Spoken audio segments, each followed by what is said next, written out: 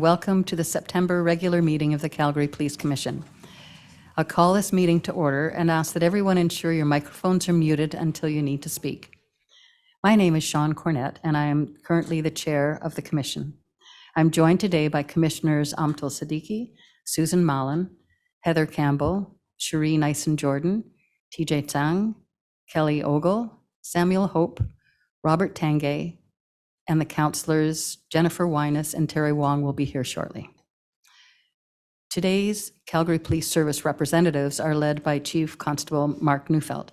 Superintendent Smart, would you please introduce those you expect to speak during today's meeting? Thank you. Good afternoon, Chair, Commissioners, Councillors. Thank you for having us this afternoon. My name is Claire Smart. I'm a Superintendent and Chief Neufeld's Executive Officer. I'd like to introduce you to our executive leadership team. And again, I will start to my far right. So we have Director Michael Nunn from Strategic Communications Section, Manager Rebecca Davidson from Corporate Data and Analytics, Acting Executive Director Tricia Spademan from the Finance Division, Executive Director Catherine Murphy of the Legal and Regulatory Services Division, Acting Deputy Chief Ryan Aliff, Bureau of Investigative Support, Acting Deputy Chief Cliff O'Brien, Bureau of Community Policing, Chief Constable Mark Neufeld, Deputy Chief Chad Toffick, Bureau of Organizational Performance, Deputy Chief Katie McClellan of the Bureau of Service and Community Support, and Chief People Officer Kim Armstrong of the Bureau of People and Organizational Development. Thank you, Chair. Thank you, and thank you everyone for being here this afternoon. For those not familiar with our role, our commission is a body of 10 community members and 2 city councillors appointed by City Council and the Government of Alberta. We provide independent citizen governance and oversight of the Calgary Police Service on behalf of all Calgarians. To protect the political neutrality of the police, Alberta's Police Act requires that the police chief report directly to us instead of elected officials. We provide direction to the police through the chief, police policies, monitoring the police complaint process, and approval of how the police budget is spent. Today is one of our 8 regular meetings we have each year to openly discuss police governance and oversight matters with the service's leadership and to hear from the public. We also have several private monthly committee meetings where commissioners work more directly with the service on various matters that cannot be discussed publicly. Our commission is meeting today on the ancestral and traditional territory of the Blackfoot Confederacy, made up of the Siksika, Piikani, Omskabay, Piikani, and Kainai First Nations.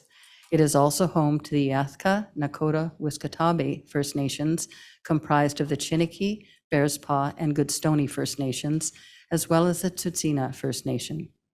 These are the people who made a treaty with the Crown, forming Treaty 7 territory. Calgary is also homeland to the historic Northwest Métis and to Métis Nation of Alberta. Our commission is committed to doing our part to address the inequity and intergenerational trauma caused by past and current wrongs to support reconciliation with all Indigenous people who share this land with us. Our commission also condemns racism and prejudice in all forms and is committed to being anti-racist. We stand in solidarity with all Calgarians who are Black, Indigenous, or other people of color. As we start our meeting, allow me to provide a brief overview of the format for those joining us for the first time. The public session of this meeting is being live streamed, and a recording will be posted online so we can make it available to those unable to attend. There will be several presentations from the Calgary Police Service, commission members, and commission staff. Commissioners will have a chance to ask questions or make comments after each one. Once we've completed the presentations, we'll move on to the public participation portion of the meeting. Those who are registered to speak will then be called on by name and will have a chance to either ask a question or make a presentation for our consideration. Following the public participation, we will close the public meeting with the chief and I taking questions from the media. Everyone is welcome to observe the media availability, but only media professionals can participate. To start our meeting, I will ask for the agenda to be approved. Does any member of the commission wish to request an amendment to the agenda? Seeing no such requests, can a commissioner please move to accept the agenda? Thank you, Commissioner Mallon, Commissioner Campbell. All those in favor? Thank you, and that vote is carried. I will now call for declarations of pecuniary interest or conflict of interest from the commissioners. Is there any from anyone? None for today. Thank you. Hearing no declarations, I will now ask for approval of the consent agenda. For those viewing today's meeting, the consent agenda is a list of routine items and reports that all commissioners agree can be accepted without more discussion or a separate vote. Does any member of the commission wish to request an item on the consent agenda be brought forward for discussion? Seeing no such requests, I declare both the agenda and consent agenda approved. I want to start my chair's report today by acknowledging a few important days that occur this month. As always, September opened with Calgary's Pride Parade and Festival. Pride is an important time to celebrate the progress that has been made toward being more inclusive of gender and sexual diversity, but is equally a time to reflect on the work that still needs to be done. I hope all of Calgary's LGBTQ+ community had a happy Pride Parade. On Sunday, our nation will mark Police and Peace Officers Memorial Day. The day is an annual time to remember those in law enforcement who have laid down their lives to serve and protect our communities. Our commission always reflects on the 12 Calgary police officers who've lost their lives in the line of duty. And Sunday in particular is an important day to honor them and show their families that we will not forget what they did. Finally, Monday is Canada's National Day for Truth and Reconciliation. The day honors and remembers all the Indigenous children who were forcibly taken from their families and placed in residential schools. Our country has a long and often dark history when it comes to our relationship with Indigenous communities. While we have made good progress on the path to reconciliation, we must not lose sight of the need for truth to be known first. Monday provides us with the opportunity to learn about and reflect on our shared history and think about the role we all have in reconciliation. Moving on to what our commission has worked on over the summer, we've been focused on finalizing our 2025 budget proposal for City Council and supporting Council's annual process for appointing people to our board. Our commission also had several meetings with provincial officials to discuss policing in Calgary. The province also consulted us on the upcoming updates to the police service regulation and the new Police Review Commission that will be taking over the investigation of all police complaints at the end of 2025. Several commissioners also took the opportunity this summer to attend the annual Canadian Association of Police Governance Conference. The conference provided them with a chance to both learn and collaborate with other police boards and commissions. Finally, a few of us had the opportunity to welcome Calgary's newest officers at the graduation of Class 257 and to help celebrate excellence within the service at the Chiefs Gala Awards. We were also pleased to present a Lifetime of Distinguished Service Award to Sergeant Paban Dhaliwal as part of the gala. And just a note that was just this week, we also had a chance to be at the volunteer recognition event hosted by CPS for all the volunteers that volunteer other time to the service. So thank you to that. As usual, I want to close my report by briefly highlighting some of the ways that members of the Calgary Police Service have delivered on the priorities of Calgarians over the summer. Our city enjoyed another safe and successful Stampede Parade and Stampede. I want to thank all the officers and staff at the service who worked hard to plan the event security and then provide it. It takes significant planning and flexibility on the part of everyone at the service to not only provide policing for all the extra events during Stampede, while still providing the rest of the city with the level of policing we expect. Thank you for all that work. Frontline officers in the new community engagement response teams also continued the hard work of compassionately addressing crime and disorder in our city's public spaces. At the end of June, this team partnered with the City of Calgary peace officers to disrupt drug trafficking downtown and at C train stations, including laying 47 charges against 7 individuals. But law enforcement is not all they do. 2 of our commissioners had the opportunity to go out with the CERT teams and see firsthand how they work to connect people struggling with addiction, poor mental health, or homelessness with supports that can change their life. Investigators also had a busy summer, making several major firearm and drug seizures. Violence connected to organized crime and the drug trade pose a significant risk to our community, and these officers are working around the clock to take dangerous people and weapons off our streets. The service also laid charges in 3 separate cases of sexual offenses against teenagers. These cases can be complex and especially disturbing, and we want to thank the officers involved for their determination in this work. Finally, I want to recognize some of the community outreach work done by the service.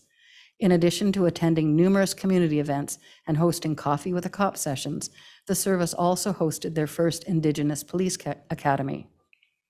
The new event brought 24 Indigenous youth together and gave them an opportunity to learn about policing and interact with officers and staff across the service. Initiatives like this are an incredible way to build mutual understanding and stronger relationships with people, and I want to thank those who made it happen. I know there are also many other ways that the service has delivered to Calgarians over the summer, but I just wanted to highlight a few. Thank you to all the members of the service for your work. With that, I will conclude my chair's report and will now move on to our first presentation. We're pleased to have Illumina Research Partners joining us this afternoon to share the results of the 2024 Community Perception Survey. This survey is conducted every other year by Commission to track Calgarians' views on community safety, the services provided by the police, and police strategies. The survey is one of the ways we gather input from the public, and the results drive many of the priorities in the annual policing plan, police budget, and other strategies. Yvonne and Angela, can you please go ahead with your presentation? All right. Well, hello, everybody. I wish I was there in person, but we're excited today to share the findings from the 2024 Community Perception Survey. I don't know if everybody knows this, but this research is actually being conducted since 2008. And I think we all know it plays an important role in understanding how citizens view safety in Calgary, along with the services provided by the Calgary Police Service. I am, as Chair Cornett said, I am Yvonne Browers. I'm President and CEO of Illumina Research Partners. Illumina is a Canadian Research Insights Council accredited agency. And I'm bringing this up because this is important. What it means is an assurance of the highest commitment to best practices and world-leading standards and ethics in market research, in analytics, and in insights. And we need that in today's world. With me is my colleague, Angela Storzek, Vice President. She's going to be presenting today. She's been leading this research for more than a decade. So what we're going to do today is we're going to take 20 minutes. Angela is going to share the highlights, and then we're going to open up the session for discussion, for questions. So over to Angela, and she is going to begin by sharing the global, national, and local policing context. Thank you, Yvonne. So any good research needs to be looked at within this larger context. And the policing context is very complex and challenging, globally, nationally, and locally. And this includes things like evolving crime patterns since the pandemic with increasing transit crime, domestic violence, and cybercrime, increased social disorder with the rise of issues like homelessness, loitering, and more protests. There's an increase in homelessness, addictions, and mental health calls, and an increasingly diverse population. This context has had an impact on police services all across the world, including an erosion of trust and confidence in policing across Canada. There's a growing demand for police accountability and transparency, increased collaboration between police and community partners and other agencies to address increasingly complex policing and social issues, as well as more emphasis on officer wellness and morale due to increased officer stress and, as a result, more mental health issues. These same trends that are happening globally and nationally are also impacting Calgarians and the Calgary Police Service. For example, in our survey, Calgarians talked about concerns connected to transit safety, homelessness, public drug use, and addictions. Responding to the external context that we just talked about, the Calgary Police Service has initiatives connected to crime reduction and enhanced safety, community partnerships, communication and transparency, and officer recruitment, training, and wellness. There's just a few examples of CPS initiatives that are shown on this slide here that you see today under each of the categories. So I'll just go through a few examples. CPS has launched the Safe Public Spaces Plan to help address public safety and public safe spaces.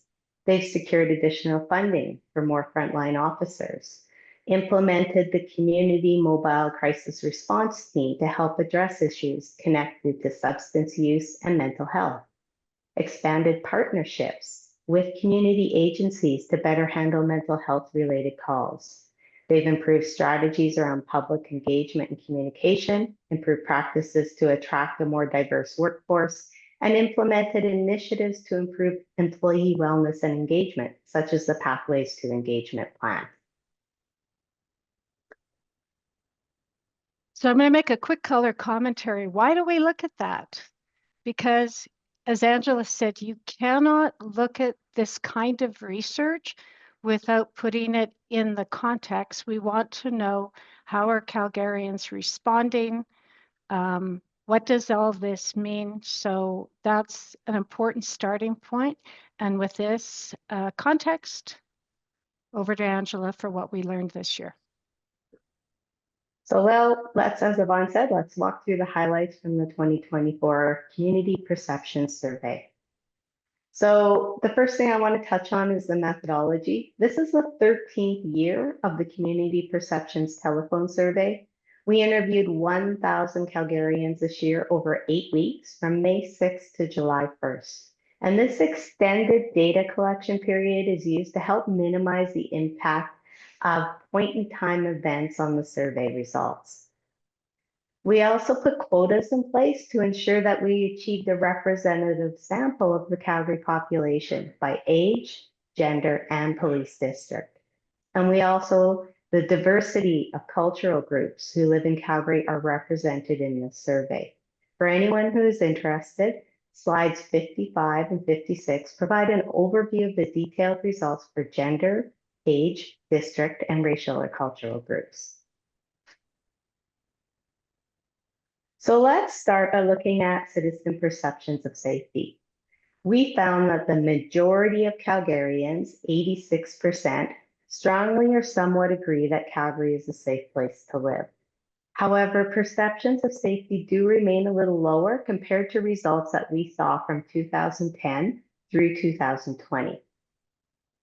This year, we asked a new question to understand citizen perceptions of safety in their neighborhood. And 92% of Calgarians agree that their neighborhood is a safe place to live. So what we're seeing is that Calgarians perceive their neighborhood to be safer than the city of Calgary as a whole.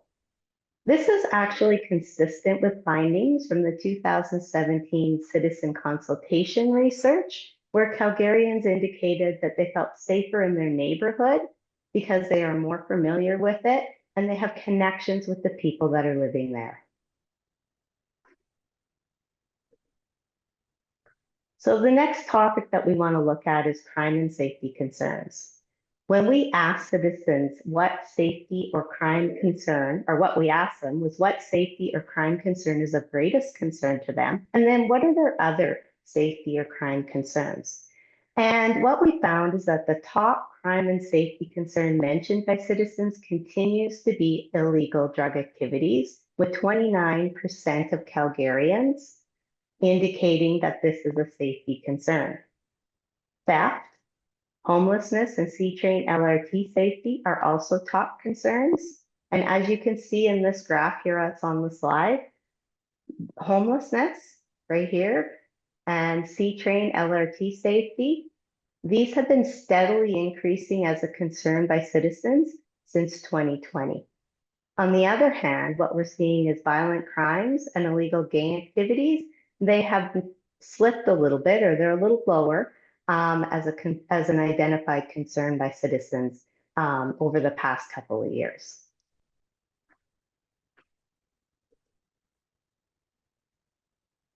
In 2024, we also asked some new questions of Calgarians to get a better understanding of their perceptions of safety or personal safety in Calgary. And so we asked Calgarians how safe they feel in 8 different situations during the day and at night. What we found is that during the day or at night, Calgarians feel safest when walking alone in their neighborhood, when police officers are visibly present, and when driving in the city. In all situations asked about in the survey, Calgarians feel less safe at night.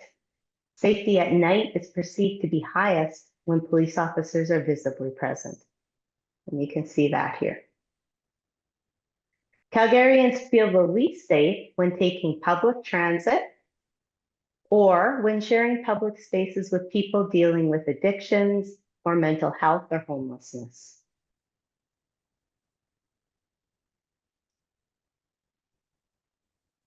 The next topic here that we're going to talk about is satisfaction and confidence. Looking at the top half of the slide and citizen satisfaction, which is citizen satisfaction with the services provided by CPS, we see that 85% of Calgarians are satisfied or very satisfied with the services provided by CPS. Satisfaction levels have remained stable since 2022, but again, they are at a lower point than what we've seen in all years tracked prior to 2022. When we look at citizen confidence in CPS, results are also stable since 2022, with 86% of citizens saying they're confident that CPS can deliver the services needed to make Calgary a safe place to live. That said, confidence remains at its lowest level since 2010 when we started tracking. Next, what we want to touch on and look at is citizen contact with CPS. So in the top half of the slide, similar to 2022 ratings, about half of Calgarians indicated that they have had contact with CPS in the past 12 months. And when we look at the bottom half of the slide, the most common type of interaction with CPS continues to be in-person interactions. This is followed by, it's about 33% of people who have had an in-person interaction in the past 12 months. The next most common type of interaction is a telephone contact. And about 1 in 5 say they've had a telephone contact, followed by about 1 in 5 who say they follow CPS on social media.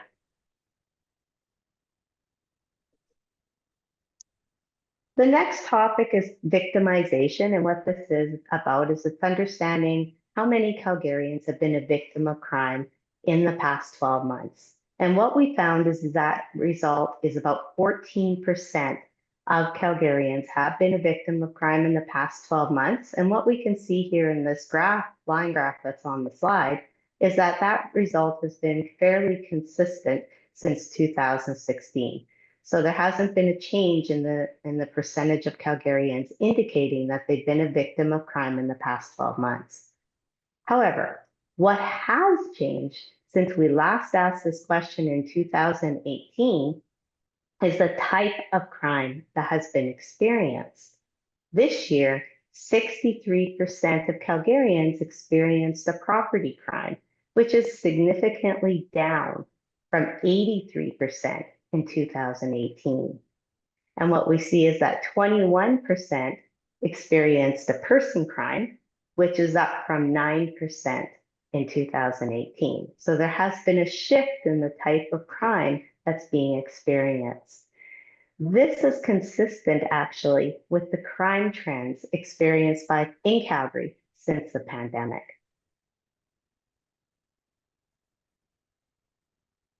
The next topic that we want to touch on is crime reporting. We asked Calgarians how they would prefer to report different types of crimes.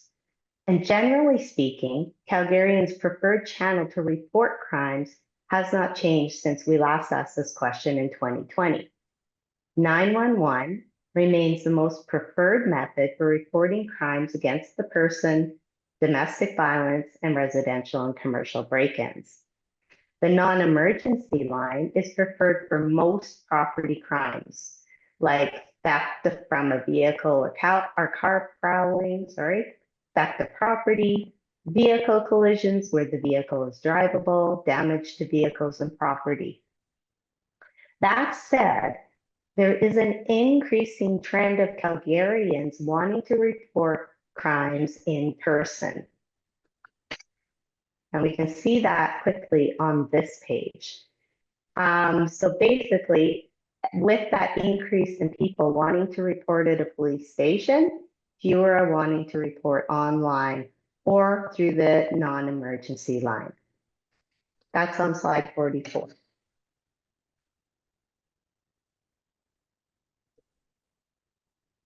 So now let's look at CPS performance. Overall, performance has been stable and consistent with what we saw in 2022. We continue to see that CPS gets the highest ratings on is a police service I trust and officers that are professional, competent, and dedicated to reducing levels of crime. On the other hand, if we go to the right-hand side of the graph, being adequately staffed and partnering with community agencies to prevent crime continues to receive the lowest ratings by citizens.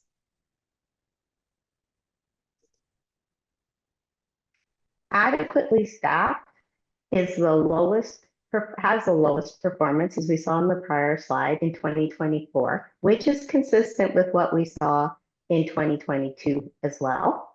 But that said, in 2024, what we're seeing is that 61% of Calgarians now have low agreement that CPS is adequately staffed, which is actually an all-time low since we started tracking this in 2010.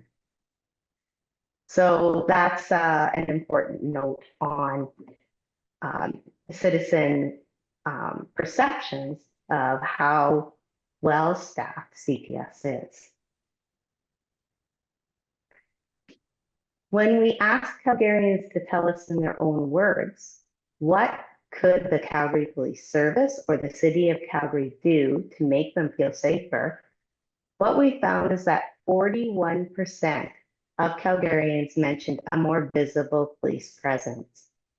This is a top suggestion, and this is actually a really significant finding when it's coming from an open-ended question. To have 41% of Calgarians talk about this. So when we look deeper into that to understand what are Calgarians really saying when they are talking about a more visible police presence? And what we found is that they believe that that more visible police presence in the community will help deter crime and enhance community safety. But they also talked about the need to hire additional police officers for a more visible police presence. The downtown, public transit or LRT, and at night were the situations most mentioned for that more visible police presence. And this connects to an earlier finding that we talked about, where Calgarians feel safer when an officer is visibly present. Two other key themes emerged from the open-ended comments, and these are a little bit connected. So the first one, to make them feel safer, is better community outreach, and the other one was more or better officer training. And what Calgarians talked about is that they were looking for better collaboration between CPS and the community organizations to tackle drug use, mental health, and homelessness to help them feel safer. And this connects to the officer training. They also suggested that better officer training, or maybe more officer training, may be helpful when dealing with these same issues of substance use, poor mental health, and homelessness. So those are the things, the main three themes that Calgarians talked about to help them make them feel safer. Chair Cornett, this concludes our presentation today. Thank you very much for this information, and thank you for the survey and all the work that it took to put it together. I think it's really good information for us to use. So I would like to open this up to commissioners and ask if there are any questions that you would like to direct towards Lumina.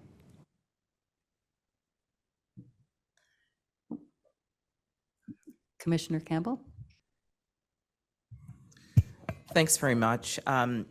Appreciate the presentation and the data, and I have read it, including the demographic data that starts around page 50. But what realities, observations, and incongruences do you anticipate could have been uncovered in this report had a GBA plus, gender-based plus analysis analytical approach been applied? That's a good question. Until we do it, I don't know the answer to that off the top of my head. The challenge we have at this point in time is we could look at it by racial group or cultural group, but we don't have the information to look at it at other gender levels because not enough people identified as non-binary, for example, or another type of gender. Okay, so I think probably it's a recommendation for commission.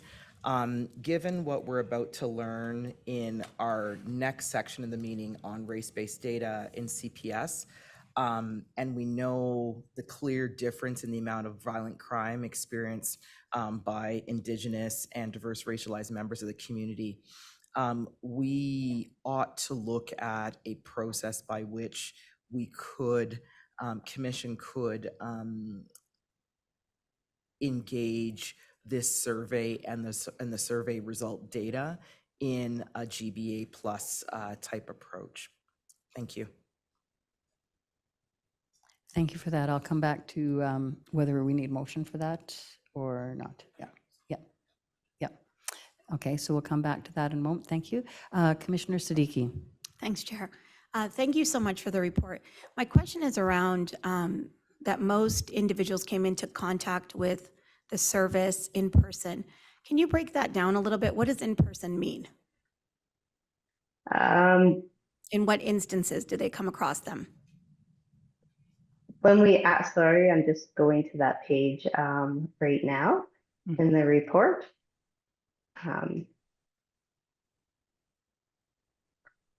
So when we asked the question, maybe if it'll help if I share my screen for you again.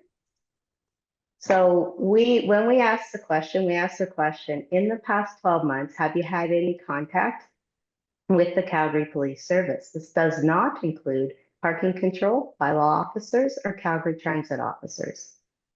The answer options here for in-person was in-person contact with an officer or other on-duty employee at CPS. So that was the answer option that was chosen for in-person. We don't have any deeper information to tell us what type of contact that was when it was an in-person contact. I think it would be interesting maybe for next year's survey if we could break that down a little bit, because in-person contact could be that they ran into them at a community event. Or it could be an officer pulled them over for a traffic stop, or they attended to their house for a break-in. So I would like to know a little bit more, because it doesn't necessarily mean a bad thing, or it could be a bad thing. So if we could get a little bit more of that breakdown next year, that would be great. Yeah. Thank you. Commissioner Mallon?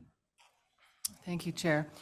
In the section where it says that community is asking for more outreach, and you suggested they wanted collaboration with community associations, I think, and CPS around homelessness, mental health, and tracking individuals, I think, that would be in the community. CPS has done a lot more sharing of information with communities. So just to be clear, is it people want to kind of sit down with somebody from CPS and the data and understand what they might be able to do in their own communities? Or what is it that they're asking for beyond information? I would say that part of this is about how do you, is about the challenge that CPS has in communicating to the public, because there's so many different ways to communicate. When Calgarians talked about this, they talked about the need for better community outreach. They talked about two key things. One was improved communication of what activities is CPS doing to address homelessness, drug use, and mental health issues. They didn't necessarily specify in those comments how they wanted that information disseminated out to them. They just said they wanted better communication of the activities. And then the second piece was they talked about the increased collaboration and really focused on the thing around drug use, addictions, mental health, and homelessness. So the collaboration would be some kind of personal contact, it sounds like then, around the information that is available? By personal contact, I wouldn't say personal contact. They just wanted some way to get or hear about those activities and that information. Increased collaboration, that's just working more, the CPS working more with different agencies and to deal with these issues. And I think they're very interconnected. If citizens haven't heard about or aren't aware of what you're going to do or what you are currently doing, they may think you're not having a lot of collaboration with community agencies to deal with this. And if you are doing these activities, then in trying to find ways to communicate to them so that they understand what you are doing to address these different issues. Okay, thank you. Commissioner Ogle, please.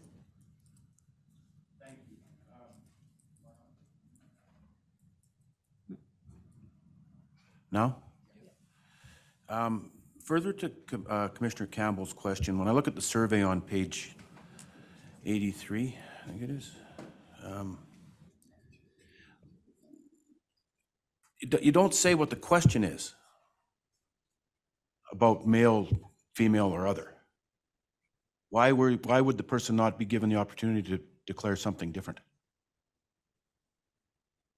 It's just the telephones. It's just the way it's done. That's been done for many years in a telephone survey. They aren't necessarily asked their gender, but that's certainly something that we can do in the future for this survey. Is ask them specifically what their gender is. Well, it seems to yeah, go ahead. Well, it seems to me that the opportunity to say something different should be there. Because your data may prove that that's 3 out of 1,000 and it's a rounding error, but it might not either. Yeah. So given what Commissioner Campbell asked, I think that's quite important. Yep. And we can make that adjustment to the survey next year. Thank you. I would just add to that. I think what's really important about this research are two things, and they both pertain to the questions that have been asked. First of all, each year first of all, there is a quantitative survey as we're looking at today, 1 year, and then the following year, it's an in-depth citizen consultation. And then followed again by the quantitative survey. The reason that that's important is that when there's important issues to explore in more depth, there's an avenue for that. So that's thing one. Thing two is these kinds of changes to the survey, those are made every single year in consultation with the core team. And I think that's a really important survey adjustment that needs to be made, but there's other survey adjustments, and there's also an ad hoc section of this survey every second year that it runs so that important new issues can be explored. So I wanted to say that because what you're bringing up isn't just polite things to say or it's important things that can be addressed. There's a vehicle for that. Thank you very much for those comments. And I'll go to Commissioner Nyson-Jordan, please. Thank you. I have a comment and a question. So the comment is that I think it's time, and this isn't a reflection of Illumina only, but using telephone surveys nowadays is passé, and I do think we need to look at some other methodology related to getting at people that don't have phones, or people like me that don't answer surveys, don't pick up the phone on if they're an unknown number. So that's a comment. The second thing is the question related to, so you were very, thank you for giving the context around the situation at hand. Did you look at, or do you have some way to do some comparative analysis of Calgary versus Vancouver versus Toronto? Because I suspect that we're pretty much looking the same, and we can start to navel gaze at, a 1% difference up and down. And that really doesn't help in terms of what are the major areas we should be going after. So we can focus on the wrong things by looking at trending that may not be useful, especially if we don't have a really good, valid survey. Thank you. Yeah, maybe I'll jump in with the first point you made about online. We completely agree. It is time to make this shift, and it has been explored. The Commission has evaluated whether to make the shift to online several points over the last decade, but we really feel strongly that it is time. And I think that online also gives, there's some real advantages to online. The anonymity of it and so forth, I think is really important. So that's what I would, fully concur on that. The other point you made about the comparison, Angela, I think, take that, because I think that is so important, what you said. Yeah, like when I look at this research and the results that we're getting, particularly for things like gender, for example, and we compare that to what we see in other work that we do, the number or percentage of people who indicate that they're, another gender is usually 1% or less. It's very, very small. When we looked at the things like the ethnic and cultural groups, and we compared them to what we've seen in the past into StatsCan, it's not that much different than those other results. So we're having a good diversity of those ethnic groups. One of the things that we have explored in the past is looking at some of the results by ethnicity. So that may be an option that the service wants to explore this year. Or Yes. the commission, sorry. Yeah. We've done a special analysis. I mentioned each year there's kind of a special analysis. So we've done more than one special analysis in areas of focus. I think a really important one was for Black and Indigenous citizens. And we looked at it both in terms of how Black and Indigenous citizens responded to the survey, but then we also did a deep dive qualitative research with Black and Indigenous citizens. And I still think that report, which is only a few years old now, is extremely important not to walk away from that. There is important insight that is still holds. Thank you. Sorry, Commissioner Hope first, and then Okay, Nyson-Jordan, please go ahead. Sorry, just to follow up, I wasn't specifically referring to gender groups or particular cultural groups. I was referring to the kind of the city as a whole and how it compares to Toronto. Do they have the same issues? Do we have specific issues in Calgary that we need to be paying attention to?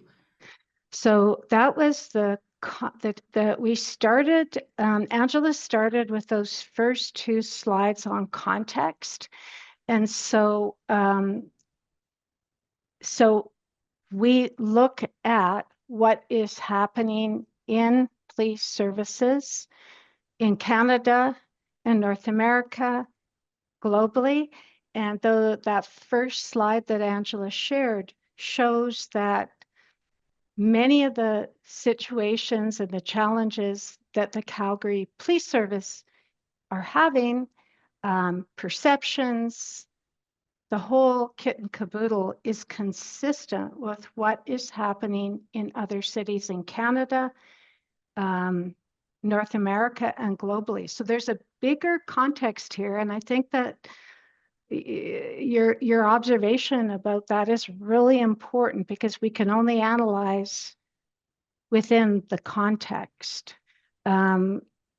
Is there anything that you would add to that, Angela? Like, are there things that stand out for Calgary?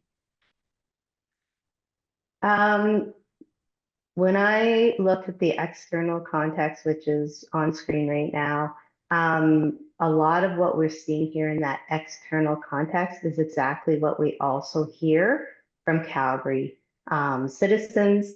And we even hear some of this from employees when we do the employee survey. So there's a lot of consistency in what is happening within Calgary, but then across Canada in general, for example. So these are all trends that are happening pretty much everywhere in policing and making policing just a more challenging and complex area in general. Thank you for that. Commissioner Hope. Thank you, Chair. I just have one question. I'm just sort of seeking to understand the correlation between two parts of the survey that you gave. One was the illegal drugs was the highest priority for citizens, and the second was I believe it was a 92% sort of satisfaction that Calgarians believe their neighborhoods were safe. So is the assumption that crime, in particular drug possession or drug activity, is a geographic crime, which obviously citizens somehow believe isn't happening in their communities? And if so, is it only located in one particular part of the city that registers their concern? Now this is my hypothesis. I don't have any data points to back this up, but in general, citizens feel that they feel safer in their neighborhood because they're familiar with it and they know the people around them. That does not mean that there isn't drug use or illegal drug activity happening in their community. There may be communities where they feel it's worse. We didn't ask that in the survey, so we wouldn't be able to have that data, but there may be some communities, and we know this from other work that we've done, that citizens feel that may be less safe than other communities. So for example, often citizens will talk about the downtown core as being less safe and having more drug use and more homelessness than some of the other areas of the city. So those would be consistent themes that we would probably see across research. Just to add to what Angela said, the way this survey is sampled is by district. So we make sure we get a good representation of citizens in districts by demographics and so forth. But we have in the past done a special analysis by district and can see that those numbers actually shift based on the district that you live in. Now, the neighborhood question is new, so we haven't done that analysis by district, but I don't know if that helps, but just for a little more context. Thank you. Thank you for the context, the explanation. And Commissioner Tanguay. You kind of answered my question, and I guess looking at the percentage of feeling safe and that part of the survey, have you broken it up by district? Is that available, or is it there but it's not available? Yeah. So Oh. the Okay, go data, ahead, Angela. this researcher is, an immense amount of data available for investigation, including the ability to look at the results by district. One of the decisions that that the core team and the commission make after this presentation is that there is a small additional analysis that we deliver depending on what it is that is agreed upon. So if you wanted to look at certain results by district, we could do that. Or maybe you want to look at them by ethnicity, or maybe there's another view that you guys are interested in that would help with future decisions and understanding of citizen perceptions. Thank you. One other, just a comment, and it was on Commissioner Nielsen on the online versus telephone. Have we seen any shifts in demographics in the last decade? Talking about more people going online, less people answering their phone, all of that kind of aspect. Do we see a shift in demographics over the years or no? Mhm.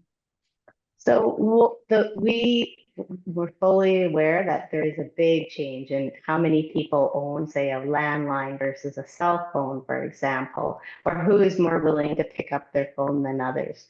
So one of the reasons that we have quotas for this telephone survey is to ensure that we get that representative sample of all age groups of, all the different police districts of different genders, so that we can understand and ensure that we're capturing that. Because there's the risk if you don't do that, that you only end up with maybe, we end up skewing maybe to older people and not capturing some of that younger generation, for example. But on a positive note, what we are seeing when we, in this survey is that we have good representation of the diversity, even without any quotas being used. That diversity is still being represented in this survey. When you do an online survey, the same methodology needs to be put into place. We need to make sure that we set what they call quotas to ensure that we get that representative sample. Because the same as telephone, if you're doing online surveys, will skew older if you do not have a methodology in place to ensure you are capturing a representative sample of the population. So either one has the same challenges. It doesn't change the challenges, but the online survey, that is something that people are more willing to do, I think, in this day and age, because people don't want, as you guys mentioned, they don't want to answer the phone if they don't know the number, right? And it makes it harder to get those telephone surveys. Well, I think it's worth mentioning also that this isn't just a landline survey and has not been such for many years. And maybe you could talk about that, Angela. Oh yeah, no, it's not only a landline survey for sure. So over the years, what we've seen is that the percentage of people who complete this survey via landline has steadily declined. And the people that complete it via a mobile phone has steadily increased over time. So I think I have to confirm that I think it's in the methodology at the beginning. It's something like about 2/3, roughly, if I recall correctly, are completing the survey via a mobile phone and not a landline. So that has steadily increased. There's no limitations on how many people complete by mobile. It just falls out as is. So. Yeah.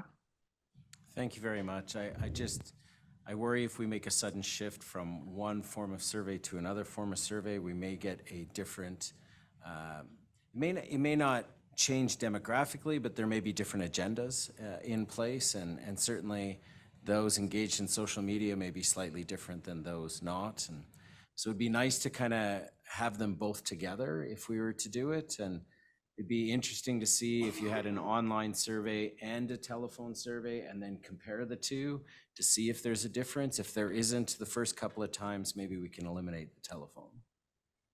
Yeah, and what you're talking about, we've over the last decade, we've conducted many of those parallel tests to be able to transition from telephone to an online. We know through our own research, but also, all of the research we follow globally, it won't be the same. Your results change. So essentially what you're doing is you're setting a new benchmark. But in order to progress further and really for research, not just to be research, but actually to make a difference, we have to keep it up with the times. And more people are using online. That's the way we honestly believe it's truly time for the shift. And then you have to look at it and say, okay, we're creating a new benchmark now. And there's ways to draw threads from the past, but there's also the truth of what you're referring to. It does change. Thank you. And thank you very much for all of this research. I think we have a couple of motions that we need to look at now, and Commission can look at this when we go in camera just to discuss a little bit about what further research we would like to ask for in terms of deep dive. I know Service, you've already started to think about that because there's a lot of information. This is the first time it's out and available for this year, so lots of information to go into and to think about. So with that, we have a couple of motions here. The first, I can just barely see it, moved and second to direct the Commission staff to apply a gender-based analysis plus analytical approach to the 2025 Community Perception Survey results to allow for additional realities, observations, and incongruences to be uncovered in the report that we understand about how Indigenous and diverse racialized Calgarians experience violent crime, as an example. Long motion. So that we understand. Oh, given, there you go. Okay. All right. Yes.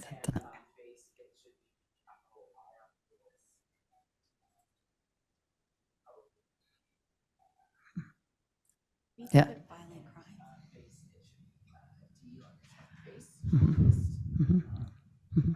Yeah.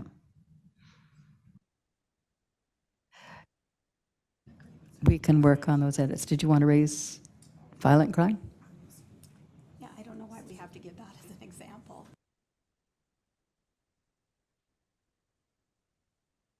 I don't know if we need to give an example. I think we leave it so that people can answer it. I don't think we need to give an example. I'm fine with that modification. It was an example that we're going to see in a few minutes anyway. So thank you. Can I have someone to move that? We'll move first and then we'll comment. Commissioner Mallon to move, Commissioner Campbell to second, and okay. And further discussion, Commissioner Tanguay. I'm just, because, so, and help me, maybe I'm totally off on this, but I'm pretty sure all we asked was male versus female. Is that truly the gender based analysis that we're actually looking for? Or are we saying that we need to change the survey to actually appropriately, as both Commissioner Campbell and Ogle had mentioned, appropriately actually try to get the appropriate gender-based responses? Because, at the end of the day, all we know is male versus female. We didn't even have an other in there. So can we dig that information Actually, perhaps Commissioner Tanguay, I can actually answer this one for you. Gender-based plus analysis is an analytical process designed to help us ask questions, challenge assumptions, and identify potential impacts, taking into account the diversity of Canadians. In addition to sex and gender, GBA plus considers all identity factors, so race, ethnicity, religion, age, mental and physical disabilities, all of the aspects that that can factor into how we interact and engage with the policing community. And I can see Angela nodding there. Thank you. Commissioner Nyson-Jordan? This is just a clarification.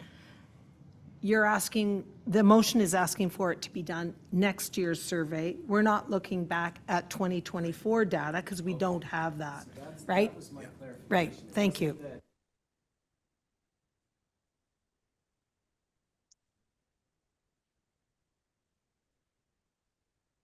Go ahead, Commissioner Ogle, and then Tang. I'm fine now because next year, according to as what Angela and her partner said, is it's more qualitative work, right?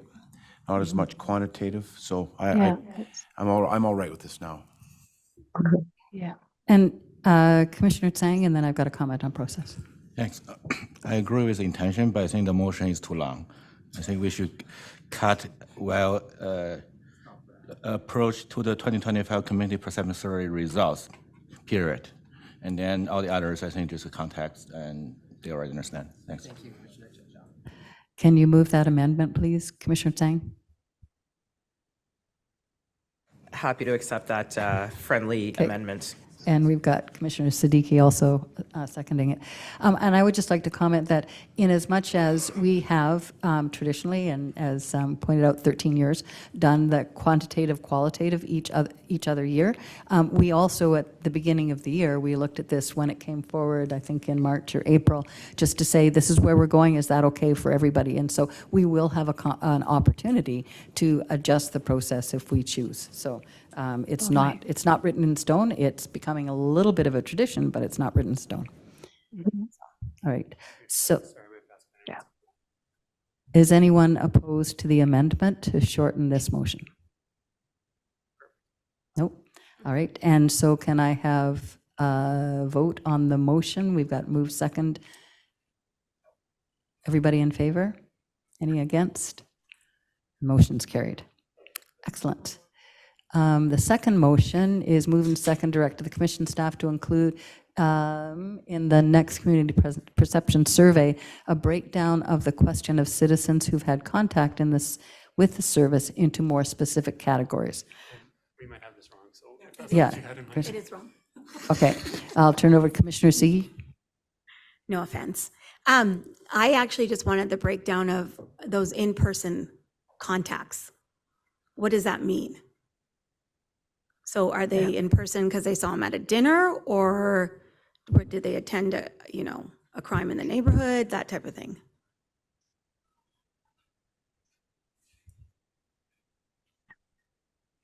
It's in-person contact with the service, so that's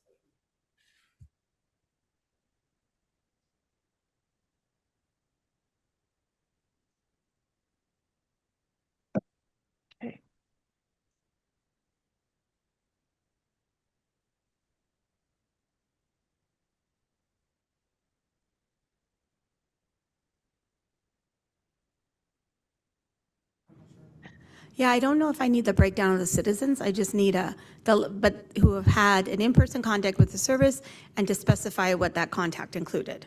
I'm okay with that piece, the latter. Yeah, you could take out the breakdown of the citizens. More detail. And I'll move that. Moved by Commissioner Siddiqui and second by Commissioner Ogle. Any further discussion?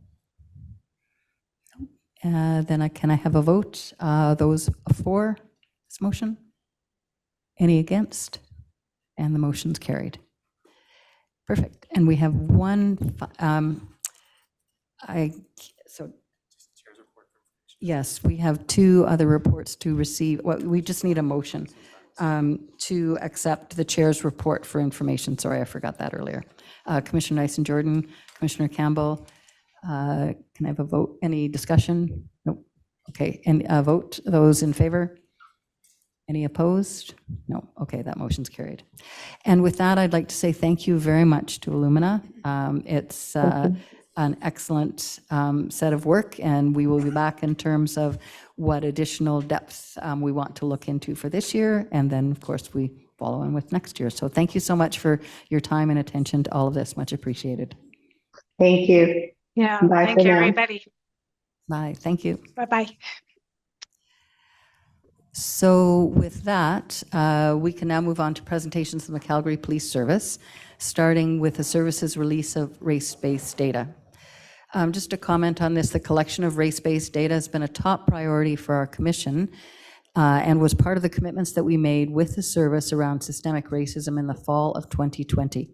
It's been a complex process that has required the service to do a lot of consultation with the community, collaboration with partners, and hard work to change the internal processes and data collection tools. On behalf of our commission, I want to thank all of the members of the service who worked so hard to get us where we are today. I also want to thank the advisory boards and community partners who've helped guide the process. Race-based data will help the service and our commission make better informed decisions around the anti-racism and equity work we're doing. It will also give us another tool alongside people's lived experiences to measure the success of this important work. So with that, I'll turn it over to Chief Neufeld. Please go ahead and introduce your first speakers. Thank you so much, Chair. We're pleased to bring this report forward. As you know, you've mapped it back to the commitments we made after the public hearings on systemic racism here in Calgary in 2020.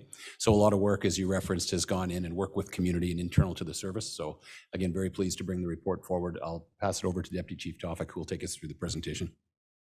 Thank you. Thanks, Chief. Thanks, Chair and members of the Commission. We're going to start it off with a video that's been produced for this, and it will be released publicly just to explain the background, and then we'll jump into the PowerPoint. So hopefully we have that queued up.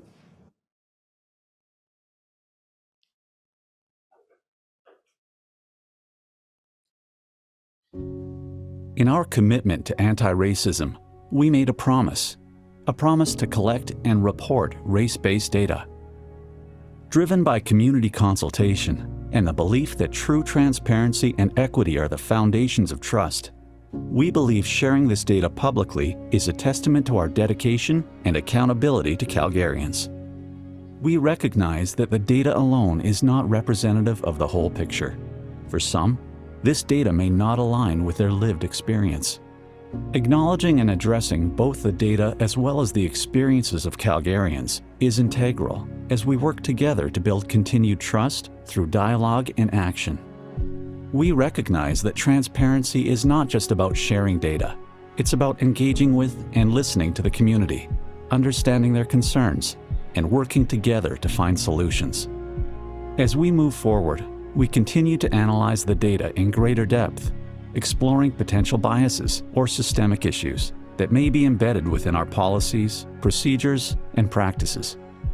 We are committed to identifying and addressing inequities in our service delivery, understanding that this is one part of a much larger journey, a journey that requires dedicated time, persistence, and collaboration.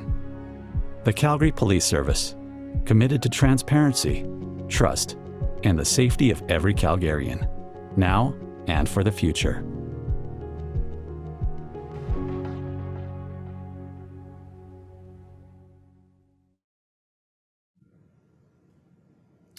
Thanks. And just to do introductions, Rebecca Davidson, the Manager of Corporate Data and Analytics, is assisting with the presentation and the question and answer. Her team has been highly involved in putting this together and doing the work over the last several years to get us to this point, so thanks for that.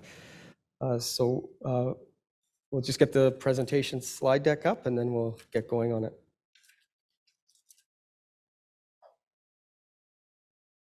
All right. So I know it's already been alluded to, but why is race data important for us? Well, we do have one of the most diverse communities in Canada. Calgary is the third most diverse city, as we know, among major cities, and we're one of the fastest growing major cities, so that's expected to continue.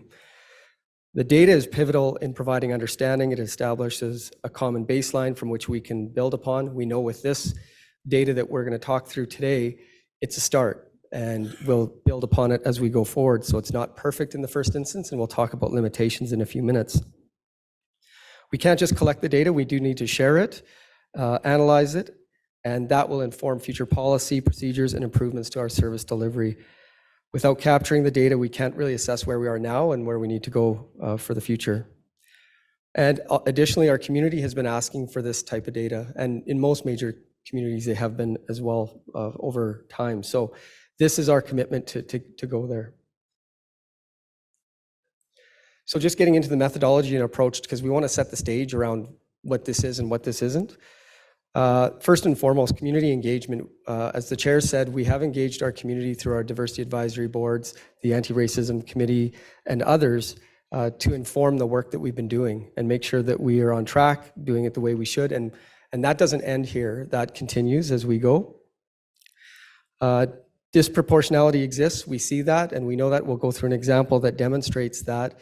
So we're not expecting to see that everything would be evenly distributed in line with the census data necessarily, but it's what we can glean from that that's important.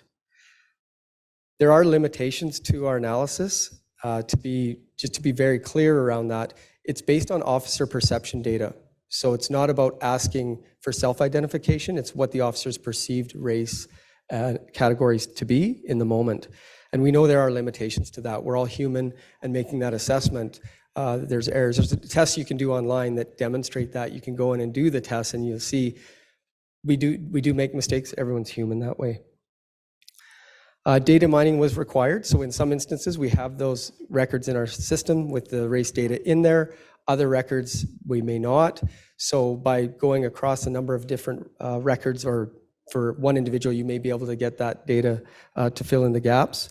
So that was necessary because the race data isn't mandated in all cases to capture. So the data mining was required to make this happen.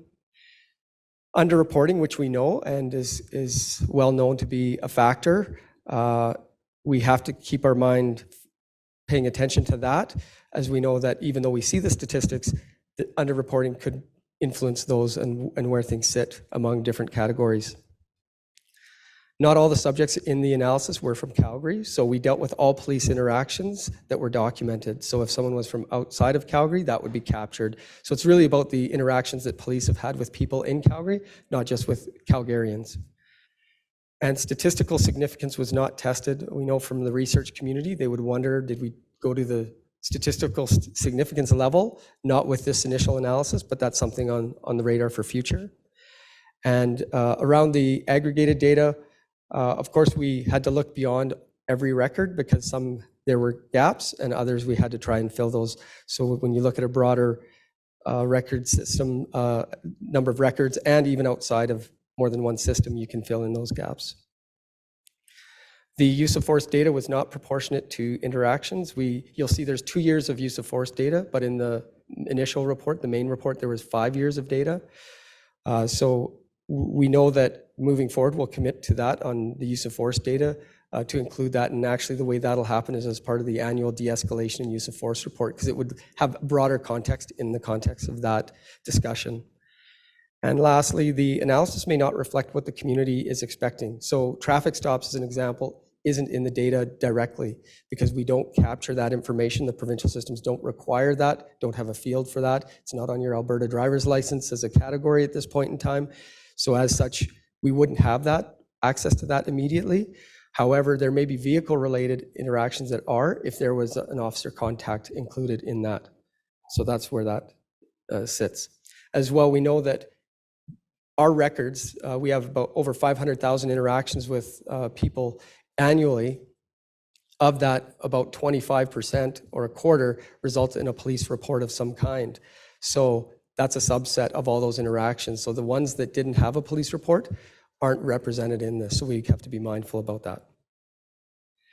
So a couple key foundational statistical concepts: disproportionality, the state of being either under or overrepresented in a data set, and disparity being the state of being unequal, so different outcomes as per what the video speaks to as well. The graph on the right side of the screen there, which is from the Calgary Point in Time report from the Calgary Homeless Foundation, demonstrates this as well, because it shows that, you know, the Indigenous population, which is approximately 3% in Calgary, when you look at the breakdown of sheltered and unsheltered unhoused people or homeless people in Calgary, for those sheltered, 19.1% identified as Indigenous, and for those unsheltered, 40.3% identified as Indigenous. So that's an example of disproportionality and a potential disparity as well, just around what they experience in that realm. So that disproportionality and disparity may be the result of bias, systemic issues, or other socioeconomic risk factors. Poverty, education, unemployment, all these things contribute to what we might see. So we did 2 reports, and we broke them out that way. And the main reason the first report is focused on specific categories of missing persons, officer contacts, victims of violent crime, and offenders of violent and property crime. As I mentioned, traffic violations are not in there right now. And then the second report was around the use of force subjects. And as I mentioned, that will come into our annual reporting around use of force. When we talk about these categories, I'll go through them at a very high level. And I appreciate that in these reports, and I'm sure everyone does, there's a lot of information in there. And to try to get through it in 10 minutes is going to be very difficult to do. So I'm going to have to really be at a very high level. What I'm highlighting here doesn't mean that's the most important, because what's most important is what's most important to the individual. So just thought I'd make that comment. So as we move on to missing persons as an example, what we found, Calgary youths account for 7% of the population, but 50% of all missing person reports. So there's disproportionality there. Of that, female Indigenous youth with a chronic history are also the most overrepresented group. So we saw that. And when we talk about intersectionality, and there was that, you know, the discussion on the previous topic, we looked at gender, but what we have in our records management system, there's a lot of male and female records. We don't have a lot of the third, which would be represented as X, which is an additional other categories. So we do have some, but it's not a huge sample size to be able to conduct the deeper analysis on that. But I just want to acknowledge that here. The intersectionality does play a part, as you see, in the overrepresentation with chronic female Indigenous youth and missing persons. When we delved into the missing persons aspect, what we did find as well, over 99% of all missing persons are located within 2 days, irrespective of race. So we didn't see different outcomes at the end of the day as far as our ability to locate or our attempts to locate. We were able to do that. So that was an insight out of the report. When we move to officer contacts, and just to be clear, officer contacts involve a tool where we record information of potential intelligence or information value following a lawful interaction with a member of the public.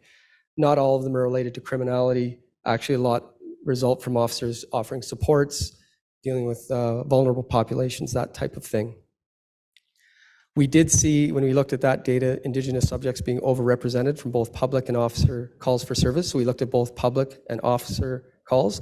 And from an officer contact standpoint, they're about 50-50 around the dynamic on that. Compared to white females, Indigenous female subjects are 5 times more likely to be subject of an officer contact in 2018. We saw that rise to 14 times more likely in 2023. So when we talk about that, when we look at some of the work that's been done around safe public spaces in areas in the core, that type of thing, and when we look at the unhoused population and the demographic there, we can see some correlations there. I would not call it causation, but definitely correlation.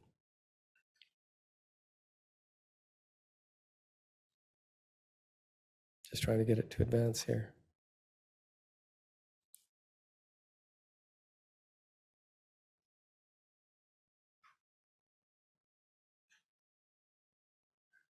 What's that? Okay, if you could, that'd be great. Thanks. So for the report findings around victims of violent crime, we also observed disproportionality in terms of the age of victims and offenders, as well as gender. Indigenous individuals were overrepresented, as you see there, 2.5 or 4 times in assault, 2.5 times in robberies, and 2.5 times in sex offenses. And then when we move to the offender analysis that was done, Approximately 30% of the offenders were identified as repeat, so on more than one occasion. And of that, we found that Indigenous were 6 times more likely, and Black offenders were 2 times overrepresented in that sample. And of the entire sample, males accounted for 75% of all offenders, and almost half of all the offenders were listed as white. All right, so moving on to subject use of force. In analyzing the force data, we did see disproportionality, although there were some interesting findings as it pertained to outcomes from arrests, force used, and charges laid, so that's in the analysis. We did find in some cases where there was both over and underrepresentation in the use of force outcomes. We do have to be careful about drawing conclusions to delve into the data. Just as a sample, use of force interactions are quite small. So the latest data is around 1 in every 703 officer interactions. There's a form that goes in around subject behavior officer response for use of force. So it's quite small. It's about 0.14% of interactions that we have will rise to the level of a use of force report being submitted. That doesn't take away from the significance of what we see here and what we find around the data, but it just gives context. So it's a quite small sample. So when we see variances, when you look at percentages, it may not be that high, but it's something that we obviously want to pay attention to. For some of the analysis of use of force subjects as well, we looked at disproportionality in terms of the population of those that were subject to use of force. So not just the general population, we looked at those who were in that pool that had some force used on them. How did that work out? And we didn't see significant disparity in that regard. So data informing change. So what are we going to do with this, and why is this important now? The first step that we are going to do, and that we already have committed to, is sharing the data with community for accountability, transparency, working together toward change. And I think that involves not just us, we're one part of the system, but certainly other sectors as well. We can use this data to inform decision-making and change, and we have evidence where what we've seen in our analysis actually confirms some things that we were already seeing or already experiencing, and reinforces that. An example is the Indigenous Community Navigator in our Missing Persons Unit that was established. The Missing Persons team had seen that and experienced that, and we're already moving in that direction, but this data actually shows that it's a necessary thing to try to support better outcomes. Lastly, sharing it with partners to work toward broader understanding and to inform structural and systemic change. Not just in policing, but in education, health, corrections. Some of them are collecting data and reporting on data. Others aren't so far down the road in that regard. But I think by coming together on those, there may be opportunities to look at doing some different things within the system. So the next steps, continuing dialogue and ongoing engagement with our community to better understand the path forward. I think the dialogue that comes out of this is going to be one of the biggest positives that we see, is having those conversations with community and learning more about the qualitative aspects, knowing that this data may not exactly represent their experience, but to inform us better. Analyze the data in greater depth. So we will continue with this, advance this work. Rebecca sits on a national committee to try to get a standardized framework there to across police agencies in Canada. So that work is ongoing, and this will inform that work, and already has. We'll work with CACP through that as well, Canadian Association of Chiefs of Police, as well as Statistics Canada on the framework. And lastly, continue to evolve the process and conduct deeper dives into the data and learn more about the why, a 5 whys analysis, which we already have in the queue. So we're going to work that through to try to find the root causes as best we can, knowing that we have limitations. So I'll stop there. I think I probably went a bit long, but this is a topic that's hard to cover in a short period of time. So we'll go right to questions.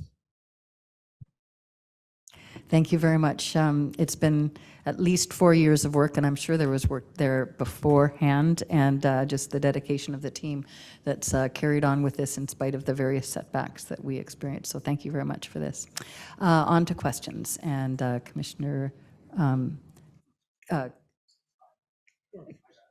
Councillor Wong, Commissioner Wong to go first, and then Campbell. Thank you. Thank you. Thank you for the report. Just one fundamental question, and the survey data, the data that's been put in there is perception data, correct? So it's not a question of asking the victim or the offender your race, your anything else. Correct. So at this point, it's perception data, and there's talk at the national tables around whether it should be self-identification, where you actually ask, whether it's perception or both. Okay. The reason I asked that, I go back to, I can't remember when it was, one of the police commissioners or workshops where we were given samples of different sorts of characters, and everybody had a different perception of whether that person is Latino or Asian, whatever the case may be. And that hits me on the subjectivity of this data. Would you agree that there's a concern there? I totally identified it as a limitation. We're all human and we all perceive things differently. And that's a good evidence of that is when we see a record or records in our records management system where the same individual is identified as 3 different races, right? So it can happen. It does happen. But I think if we waited to try to get to the point where we were only using self-identification, we'd be quite a ways down the road. So this is a start, and we recognize that limitation in our analysis. So I think it's a good caution for all of us. Okay, so given that you understand that there is a, everybody's different value systems in that, are there other statistical techniques that can be used to help separate that perception? It's a good question.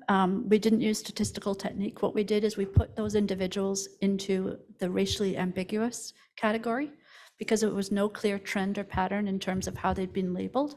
So when you see that group, that's where we're seeing the inconsistencies of how people have been labeled. Okay. There probably is a statistical technique, and that might be the next iteration, but we did not apply it to this one. I was thinking techniques based upon those that are doing the reporting. So if you had 500 officers, were you able to differentiate types of officers, ranks, sexes, whatever, to differentiate the perceptions? That's a good idea. We have not done that, but we'd have to then collect that information too and see what the differences are. Okay, thank you. That was it. Thank you. Commissioner Campbell? Thanks very much, Chair. So I think just about everybody knows, but if they don't, these are data that I've been asking for since I was appointed to commission in 2020. It was actually the first cause of my first talking to by the chief when I asked questions about InfoPost in December 2020 on proportionality to Calgary's population. I actually got sent to get educated by Acting Deputy Chief Cliff O'Brien 20 days later, and I asked all about carding and street checks and InfoPost and officer contacts and why the data wasn't proportionate with our population. And at that time, we talked about the vulnerable sector. 4 years later, short 2 months, here we are, and I was kind of correct. So regardless, I am super, super, super appreciative, very appreciative to the service for their perseverance in putting together this data. And if you know me, you know perseverance is a very important word to me. And for the hard work. Ms. Davison, I'm looking straight at you for the hard work to develop this report. I know the physical labor and the barriers you've experienced to produce this first publication, and I applaud you for being courageous enough to put it on the table. A suggestion, policies, procedures, and practices, and please include the word people. None of those things happen independently without people who apply those policies, procedures, processes, and practices. The issues may indeed be systemic and embedded in people, and that overrides all of the paper. The findings on missing persons are crucial and shouldn't be minimized, and I'm looking at you, Acting Deputy Chief Ryan Ailiff, for this. In Toronto and Peel, they were Black and they were brown, they were gay and they were trans, and when they went missing and were eventually murdered, the police didn't look that hard for them. In Calgary, CPS looks for everyone and finds 99% of missing people. In Calgary, we created a unique role through the Fortune of CISA funding to specifically address cases of missing murdered Indigenous women, girls, and Two-Spirit persons. Please, please do not lose sight of the significance of that particular finding in this report. Lastly, Chief, I ask you that you strongly inspire and lead the other chiefs of police in Alberta to adopt a similar analytical approach. Our data in Calgary will become meaningless unless there is comparative data from other jurisdictions, improved data integrity for everyone, and collaborative solutions and consequential changes. Race-based data is nothing to fear. In fact, it's actually a moment where Alberta's policing bodies could demonstrate leadership with sufficient courage to respond to the communities and people they serve. Thanks. Thank you for that. Commissioner Siddiqui and then Commissioner Dyson-Jordan. Thank you. I just wanted to echo quickly to Commissioner Campbell's comments around Manager Rebecca Davidson and the work that you've done around this, and Deputy Chief Tofik. You have led this across the country when our counterparts across the country are just beginning or not quite there. So thank you for that. My question is around sort of next steps. I know that you're releasing this, if I'm correct, to the media after this meeting. Are you planning on sitting down with key partners to have some of these discussions, just to make sure that this information is really cemented in the work that you do in the community? I can start, and then Rebecca, if you have additional context from the national table, that'd be great. Yes, I think that is one of the immediate next steps, is to share it. Obviously, they can consume it, it'll be publicly accessible, but I think the methodology behind how it was done is important, and as well as maybe what we can glean from it when we look at other sector data that we would see. We have already given the heads up to other chiefs and chiefs of police in Alberta around this work, and that it's ongoing, and we've offered that out to them as well. I'll turn it maybe over to you to talk at the national. Oh, certainly. I know that my national colleagues are probably watching this and very interested in what we're presenting and finding. So yes, we'll be dealing with them, but also different sectors. We have met with AHS, and they're very interested in what we've been doing, and other areas. So I think this data will become stronger when we do partner with others to get a better understanding of the entire picture. So this is just the beginning of those conversations. Thanks for that. I think it also would be great to present at some conferences nationally as well. And so, Chief, I look at you, if CACP is an option, I think CAPG as well. Again, Calgary is leading in this area, so I think it'd be great to get that information out, but to bring other partners to the table as well. Thank you. Great, thank you. Commissioner Dyson-Jordan. Commissioner Wyness is online as well, and then Commissioner Mallett. Thanks, I'll be short. Congratulations. We finally at least have started, and that is really exciting from my perspective. The only comment, and I don't expect it now, and I don't expect it even at the next meeting, but we do have to address the results. You know, clearly when we're 2.5 with some of these things, we've got to work towards get it. And it's not going to be a fast process. It's taken us this long to get here, and if we're going to have a plan for how we can improve these statistics, but at least we've started. I'm thrilled to pieces. Thank you. Thank you. Commissioner Wyness, can we get your question, please? Yep, thanks. I kind of want to elaborate a little bit more where Councillor Wong was going with this on, I think it would be interesting as we develop this to include the race of the officer.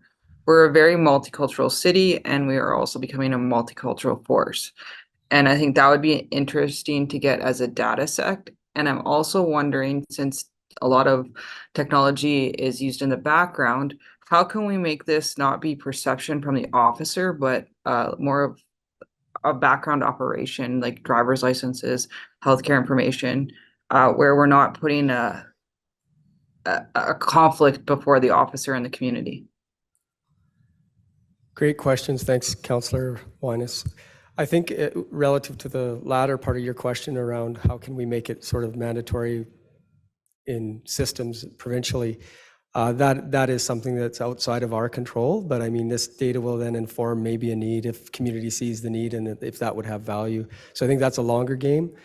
As far as the officer race as an extra access to put on this analysis around, do we see any variance there? That would be something to consider. We may not even have all that data in our system. I know we do a census internally to identify what proportion of our officers are what race, but we don't have that in our records management system right now. It's not even a field that would be captured there, so it would make that analysis that much more challenging.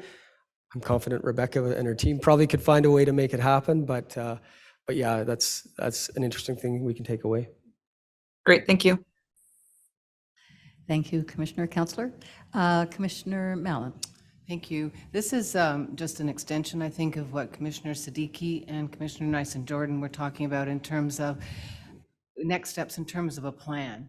Because it's one thing to share data, but data only matters if it leads to action. And truly within the service, of course, there's action, but there's also bigger community action needed. A lot of this data may be driven by socioeconomic, social structural factors, and I don't know who the right partners are to engage in that, but if we don't address that, if we're still going to have 65% of the people downtown are Indigenous, we're not going to change the data unless downtown suddenly became quiet. But we need like a multifaceted plan for who do we engage, and it's going to be housing, it's going to be treatment, it's going to be all the things that we're addressing, but the plan, I think, has to address all of them. Presenting data is great, but so what, right? Totally agree. And based on the limitations, we see the risks in maybe moving too quickly on some things. I think it's really important to go back to community and validate some things and hear other things that we maybe didn't get as a part of this analysis. So that's a key step too, that I don't want to pass over, is we have this data, but what does community say that they are seeing that might even inform it better? So I'm going to just ask a question and maybe make a request that may turn into a motion. I think that this work is remarkable, and I think we're pulling along the province, we're pulling along the country in some regards with this, and I think as commented that we also are going to be influencing and sort of motivating to action some of our other partners, whether it's AAS or other places, which is important. So I'm wondering if we could, as commission, ask that periodically, and I'm not sure when the appropriate time is. We did a workshop a number of months ago where commissioners were invited to spend a couple hours, which we did with you, and I think that it would be worthwhile looking at this again so that Commission in the future is informed, given that we have responsibility for governing and policy in the city and the rest, but also just to keep us up to date so that we can also do our part to lobby the great sort of system that needs to be engaged in all of this. So I don't know what the spacing is on that, but I think it's really worthwhile to bring this particular set of information and work that you're doing forward on a regular basis to Commission as a standing item. Thanks, Chair. And just, we are committing to bringing forward annual reports on this. So this isn't done here. We'll bring it forward. That's probably the best cadence because you need enough of a data set to make that analysis and for comparison purposes, but that doesn't stop other conversations and other actions from happening. So if there's an annual report, great. I would also ask that now that this has been released, which we talked about communication a few months ago as well, would be really interesting to hear what feedback all of you get from all of this from the community, because we need to know that as well. So I would request that you bring us back in a couple months what you heard, who you talked to, who reached out to you, or who didn't. So thanks. Sounds good. Commissioner Tang and then Commissioner Campbell. Thanks, Chair. Thanks for the report. So my question is about that word chironic. Chironic doesn't mean like somebody was missing and located and missing again, is it? Chronic, yes. Okay. So at the first instance, when a person is located, what would that person be told or educated or coached from CPS? If we deal with the missing persons call and we locate the person, we'd return them to where they need to be or close that file, that would be a single occurrence. When we talk about the chronics, and we have some that are, I think, up in the 60 times a year or more, where it's almost debatable whether it's a missing person or a chronic runaway in some cases, but the risk to the organization when that happens, is the risk to the organization. So they would report the person missing, and then we have to take steps to try to locate. So those ones are the ones that we, would put in that category of on the further end of chronic, but chronic could be 5 times, 10 times, whatever. So I'm just thinking like for those cases of those specific female indigenous youth, most overrepresented group, what else can be done to really help them, like to make it only one time situation won't happen again? Because it's not only about their safety, it's also about a lot of implications. Go ahead. Thank you for the question. Just to add some context to what Deputy Topic was saying, since January 1st of this year, we've had 1,782 runaways. We've had one runaway that was missing 39 times. So this isn't new for us. This is over the last 5 years, we've seen similar things. And there was one in the past 5 years that was over 60 times. We recognize that. Most of these runaways that are high frequency runaways that we call chronic would be Indigenous or have been Indigenous historically. So we decided that we would invest in a position called a Indigenous navigator, like somebody that understands the system. So when we find this person or this Indigenous youth, we don't just put them back into a place where they're just going to want to run away from again. We look to unravel what is the actual issue that drives them from that place time and time again.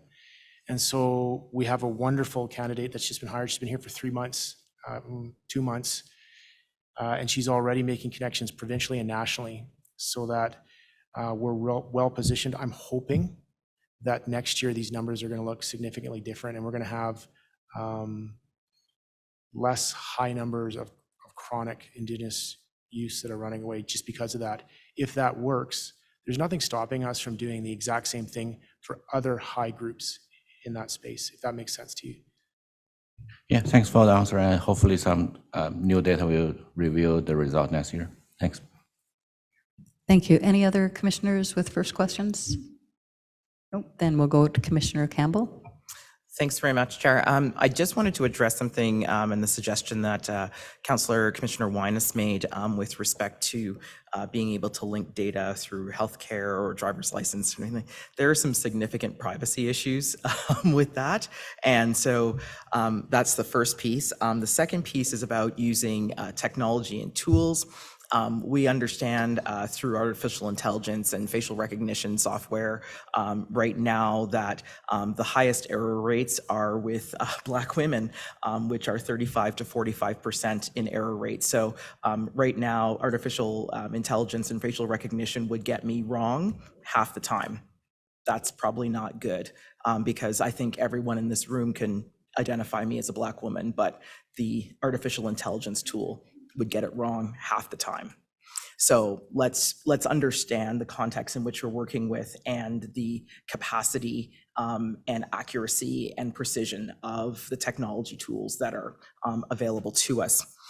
I did actually want to ask a question because Commissioner Zhang reminded me that I gave commentary but didn't actually ask a question. So I'm going to do that. So if I were an Indigenous woman, and I'm looking at the slide that says victims of violent crime, where Indigenous persons are 2.5 times overrepresented. On September 25th, I understand that. I've been living that as an Indigenous woman my whole life, but today I see it in print. What am I supposed to do?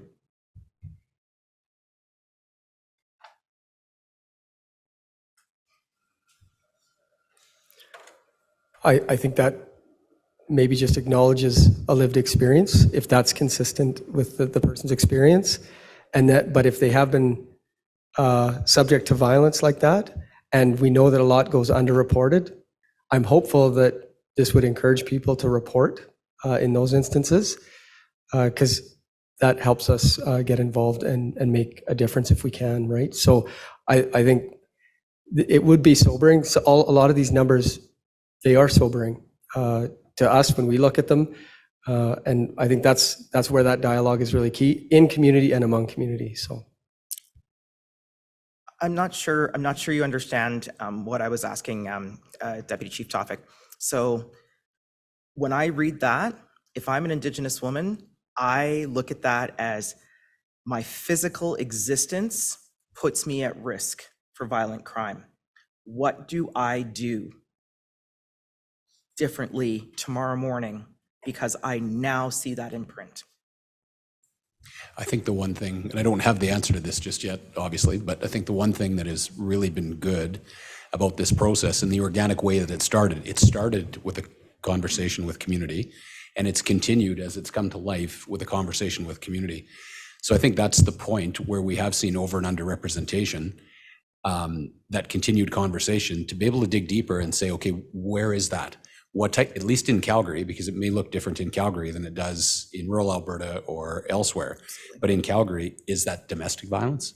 Is it violence on the streets, like robberies on the streets? Who is vulnerable and where and when? And I think if we can get to that, and that's the point of this whole thing, once we have the insights about who is over or underrepresented, then with community, we can look and say where and when and how, and what can we do? And I think it does drive, you might say, well, what is the value of this to the average police officer? Well, it's also sobering for police officers that are on the street, and it's very important to understand who is more vulnerable statistically than others, and to think about, okay, culturally, suddenly maybe a lot of the training we've been putting together and stuff on Indigenous culture and the risks and MMIWG and these type of things suddenly takes on that much more of a practical implication in the job of an officer working in a particular area where you're going to encounter that subset of the population. So I think this works both ways as well. I think it actually, this is very quantitative, obviously, but I think to your point, it has very, very significant impacts for people and for police on the other side. So I think that's the value, but the conversation again, because the community's, still wanting to know, like, what are you going to do with this? And we're saying, what are we going to do with this? Right? It's not about what we're going to do. It's what we're going to do together. So nobody is disadvantaged by it in any way. So I think it just continues to drive and inform some very important conversations that have been very practical. And to your point, some of them have been there for a long time. And this just shows this is not it might be a national thing also, but it's very alive and well in Calgary right now. Thank you for that. I would add to that, I think it's both what the individual makes of this and the service and the other partners in this system. And I refer to society in general. It is about AHS. It's about the housing problem. It's about all of the other things that need to go on to make people safe in the community. And so it is about the whole conversation. So not seeing any other questions, I would like to make a motion, but I can't, apparently I have to turn this over to Corwin to do it, to bring back just an update, a quick report, not a full report, but an update on the feedback that you hear, because it gets to that point of our other partners, our other people paying attention to this now that we've released it. Who's paying attention and who's starting to get into further dialogue more than they were before. So and whether it's 3-4 months, but if it could come back here. So I'll turn it over to Corwin to make that motion. Okay, thank you, Chair. I'll take chair of the meeting just to pass this motion. So just to clarify, what is the motion you want to report? I want to report on the conversations and the activity that happened after the release of this data in about 2 or 3 months from now. Okay, so Amber will get that on screen. Sorry, point of procedure. I think it needs to be handed to the vice chair, not administration, during the chair putting a motion before commission. Not according to our procedures, Councillor. That's the city's procedures. Ours go to us. Yeah. Thanks. You're welcome.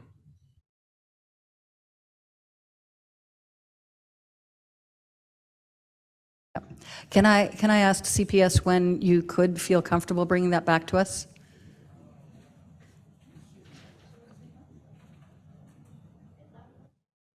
When was that? 2 or 3 months So for initial. So we'll say we have a meeting December, no, January? How about January? January sounds good. Thanks. To CPC.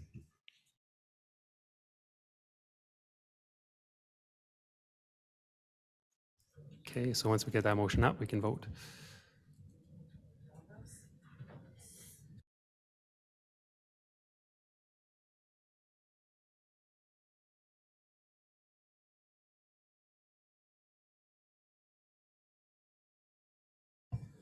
Can I just ask a quick question while we're doing this? Sorry, it's me.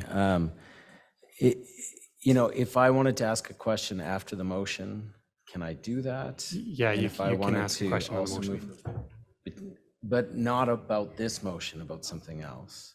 No, you can only ask We're about this done. motion. Yeah, Until this motion is passed. correct. And then we can come back quickly, because I think I have another motion. Okay, Thank you. yeah. So the motion's on the screen. Is that what you moved?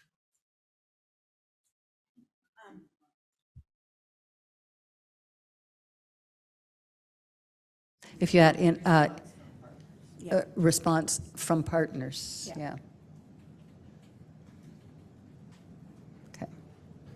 Okay. Yep. So that is moved. Do I have a seconder? We have, okay, Amtul Siddiqui, and all in favor. Okay, any opposed? Okay, motion is carried unanimously. Back to you, Chair. Okay. And Commissioner Tangay, another question. So, Chief, I think you kind of nailed some of the pieces of where we take this and understanding, approximately 1 in 3 homeless individual right now, sheltered or unsheltered, is Indigenous. About 40% of unsheltered are Indigenous. So trying to figure out where are the crimes occurring and where the victimization occurring. Is this occurring in our unsheltered population, in our downtowns? And I think this would be really important, is we need to figure out, look, we absolutely know those living without a home are more vulnerable to being a victim of crime and maybe more associated with crime itself. So trying to figure that out, I think, will be really important. It'll also help us with our proportionality. I think it's really excellent. We've heard that enough from commissioners, how great this report is. But I'd love to figure out what are we going to do with this data, and can we pull it apart? And more so, I'd like to move a motion that we return perhaps in a quarter to talk about pulling this data apart and what that may look like, so we can really understand just how vulnerable some of our vulnerable population truly are. I don't know if you want to write that up in a motion. Going to hand over control. Commissioner Tangay, I think that's really important. Like, I'm excited about this data and what we can do with it, and it feels like there's so many things. But I was just whispering to the group here about the Commission Summit coming forward in March, just as an idea. With the CERT teams that we have out there now, like, we're collecting a lot of qualitative data as well as the quantitative data about what the real picture is out on the streets. We could use this data along with the focus on the resources that are out there now to convene some other systems partners as well about, what else is that, what's really happening and where are the gaps. Because I think, again, the province also just started the navigation center. I certainly think they're open to feedback about where there might be gaps within the system as well. And I think we're uniquely positioned, or we certainly will be in a few months, to be able to have a very well-informed conversation about, what some of those vulnerabilities could be. Because the other thing with respect to the population you're talking about, a lot of the violence and the victimization goes unreported in there for sure. So I think this is a way to sort of focus there as well, and the resources are out there dealing with it. So I'd love to be able to capture that. That might be one thing to consider as we go forward, but there'll be other ways too. Excellent, thank you. So the motion, can you try and make a succinct motion? Yeah, I'll try. I think the motion would be, what is the plan to take this data and shift it into understanding demographically in our most vulnerable what it means. So specifically, how much of it is correlated with our unsheltered or our homeless population, both sheltered and unsheltered. Is that still too long? Yeah, Corwin's giving me the... Commissioner Nice-Jordan, help us out here. Thank you. Can I make a suggestion that I think we probably should think about what that motion might actually mean as we move through that response from partners, because we should not be kind of digging that particular bit of data out. It's got to come from the AHSs, the other corrections, other places. So if we wait until January and think about where we want to go after that, we probably have a more concise motion. I'm good with that. I was just worried when we talked about partners, we were talking more about other cities and other police. That was my opinion on that. You guys all seem to be agreeing with that. You guys aren't. So maybe we need to clarify the past motion, because I wasn't also correlating our partners as AHS and community partners, which I think absolutely is where we need to get this data from. I was under the impression the last motion was, what's Edmonton doing? What's Vancouver doing? Okay. So I think, do we need to go back and we can clarify that motion if you'd like, because I was absolutely considering partners, AHS, the Homeless Foundation, everybody else in the city and province. Yeah, I just added local to the motion. Can we move and second that, please? Motion, move, Commissioner Siddiqui, Commissioner Mallon, all in favor? Yes. Okay, so we now have it completely there. I've got Commissioner Siddiqui here and then Commissioner Nyson-Jordan, and I just want to be a little cautious with time at this point. Chair, I'll be quick, Chair. Just going back to that partners piece, I think, you talked about bringing a report back, Deputy Chief Tawfik, and I think that's great. This is not a police-only issue. And so I just want to clarify that this is not, we're not expecting, at least I'm not expecting just answers from you, from the service. As you're talking to partners, I'd love to see what are partners bringing to the table as well. Because this has got to be a community-wide issue. This cannot be you solving it on your own or people assuming that you're going to solve it. And I think it's great to have the data, but now it needs to be a community-wide issue to look at. So when you do bring reporting back, could we also see what the partners are bringing to the table to help this also? Yeah, and that was part of the January report. Yeah. Okay, Commissioner Nyson-Jordan, well, then we're going to move on to the next 3 reports that were supposed to be finished in 10 minutes. Yeah, and I will be also very short. Just from a healthcare perspective, Rebecca knows that I pushed very hard for AHS to move forward with their race-based data collection, and there's been some health-based stuff coming out nationally. So I think that it will be an opportune time for our partners to come forward. I know that Alberta Health as well, not just AHS, but Alberta Health has been struggling with this, so they will look towards this data as, okay, what can we back up and use as methodology? So I'm very excited about this. Thanks. All right, so thank you so much. Obviously, interesting topic, and the fact that we've been at it for 4 years is remarkable. And I know it's been longer than that, but formally for 4 years, so thank you so much for that. So with that, I'd like to move on to the next 3 pieces of this section of our agenda. We have 3 reports. The first is the anti-racism report update, and then we'll get on to the 2 crime data updates. So we'll go first with the anti-racism report, and I'll turn it over to Chief Neufeld. Thank you, Chair. I'm going to turn it over to Deputy McClellan for the quarterly anti-racism.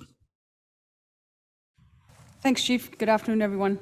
I'd like to begin by honoring the upcoming National Day for Truth and Reconciliation and recognizing the ongoing trauma caused by residential and day schools, and remembering both the missing children and their families, as well as the survivors of these institutions.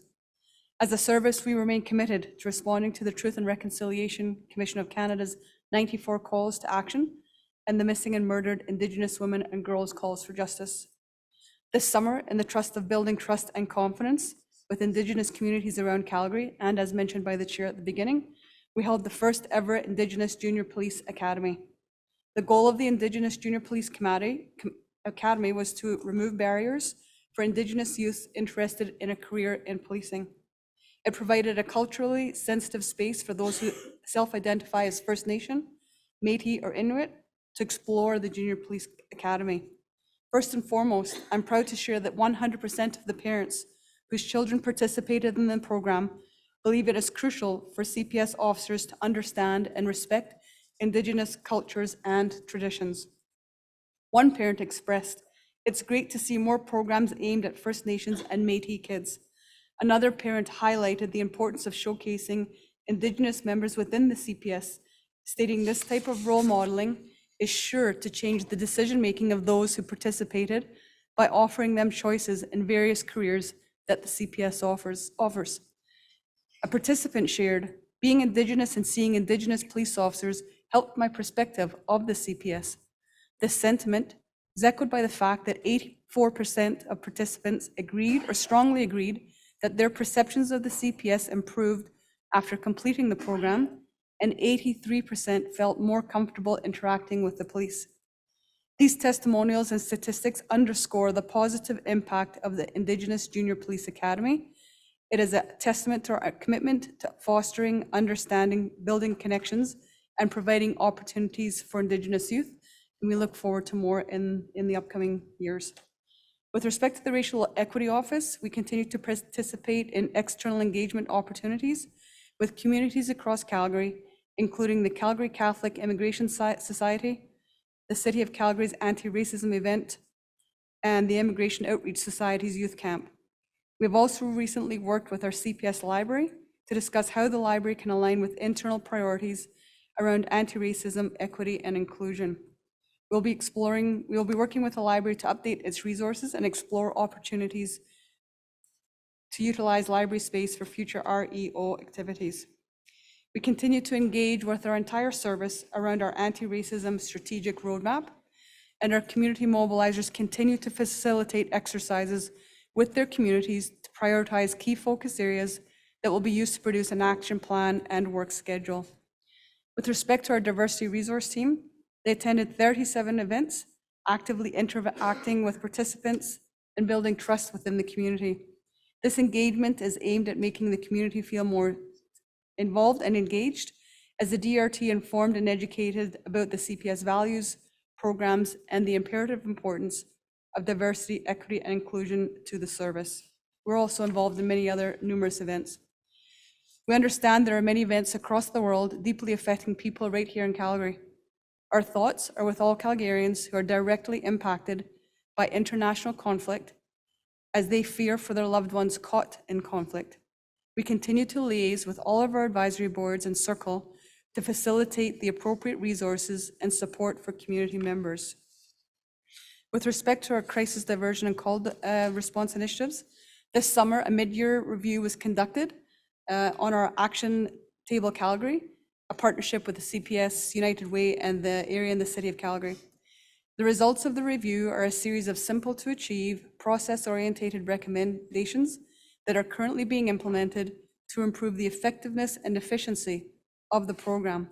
Some of those recommendations include developing ways to support organizations that are looking to strengthen within internal screening processes, supporting member organizations' internal screening processes, defining and communicating what acutely elevated risk is, developing guidelines for confidentiality and provide communication and training, developing guidelines and expectations for additional pieces.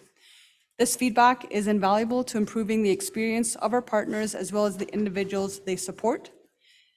And it took approximately 3 to 4 days for identified cases to receive an intervention, and most cases were resolved within 15 days. As of August 31st this year, we have reviewed a total of 70 cases, with 36 referrals coming from the CPS and 34 from the community. We have partnered with approximately 50 local agencies to participate in this program. These agencies represent the justice, social, healthcare, education, government, child and youth services, mental health, and housing sectors. We're looking forward to the year-end report that will summarize our first year in operation.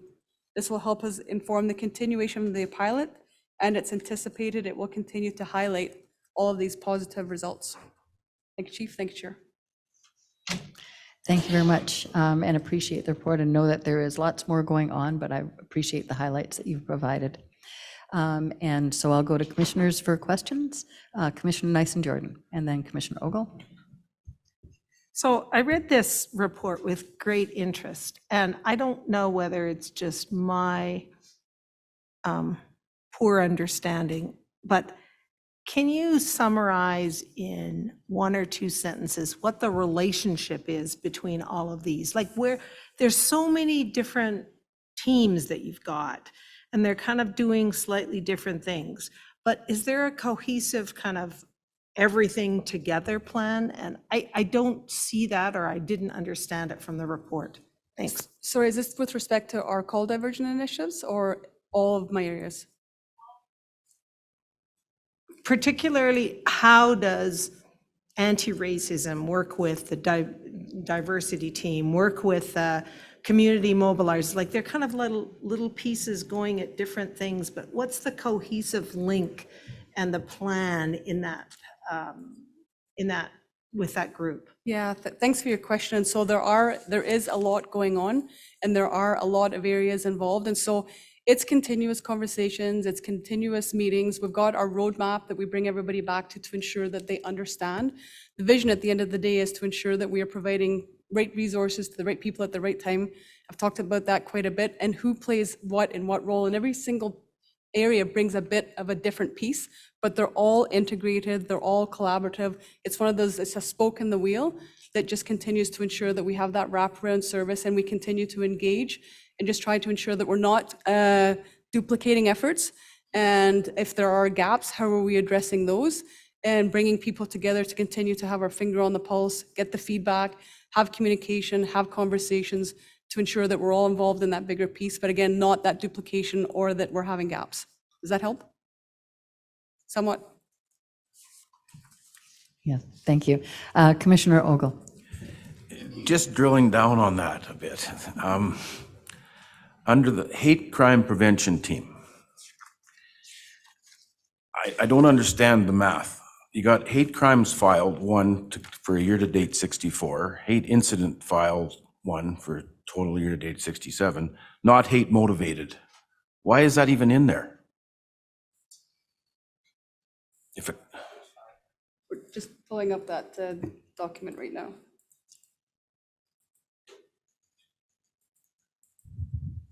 So that's just capturing what the team is working on. We've had a presentation a couple of months ago, and I'm not the expert in that area, but it's just to basically say those are the calls that they are called to look into, and that's what we report on.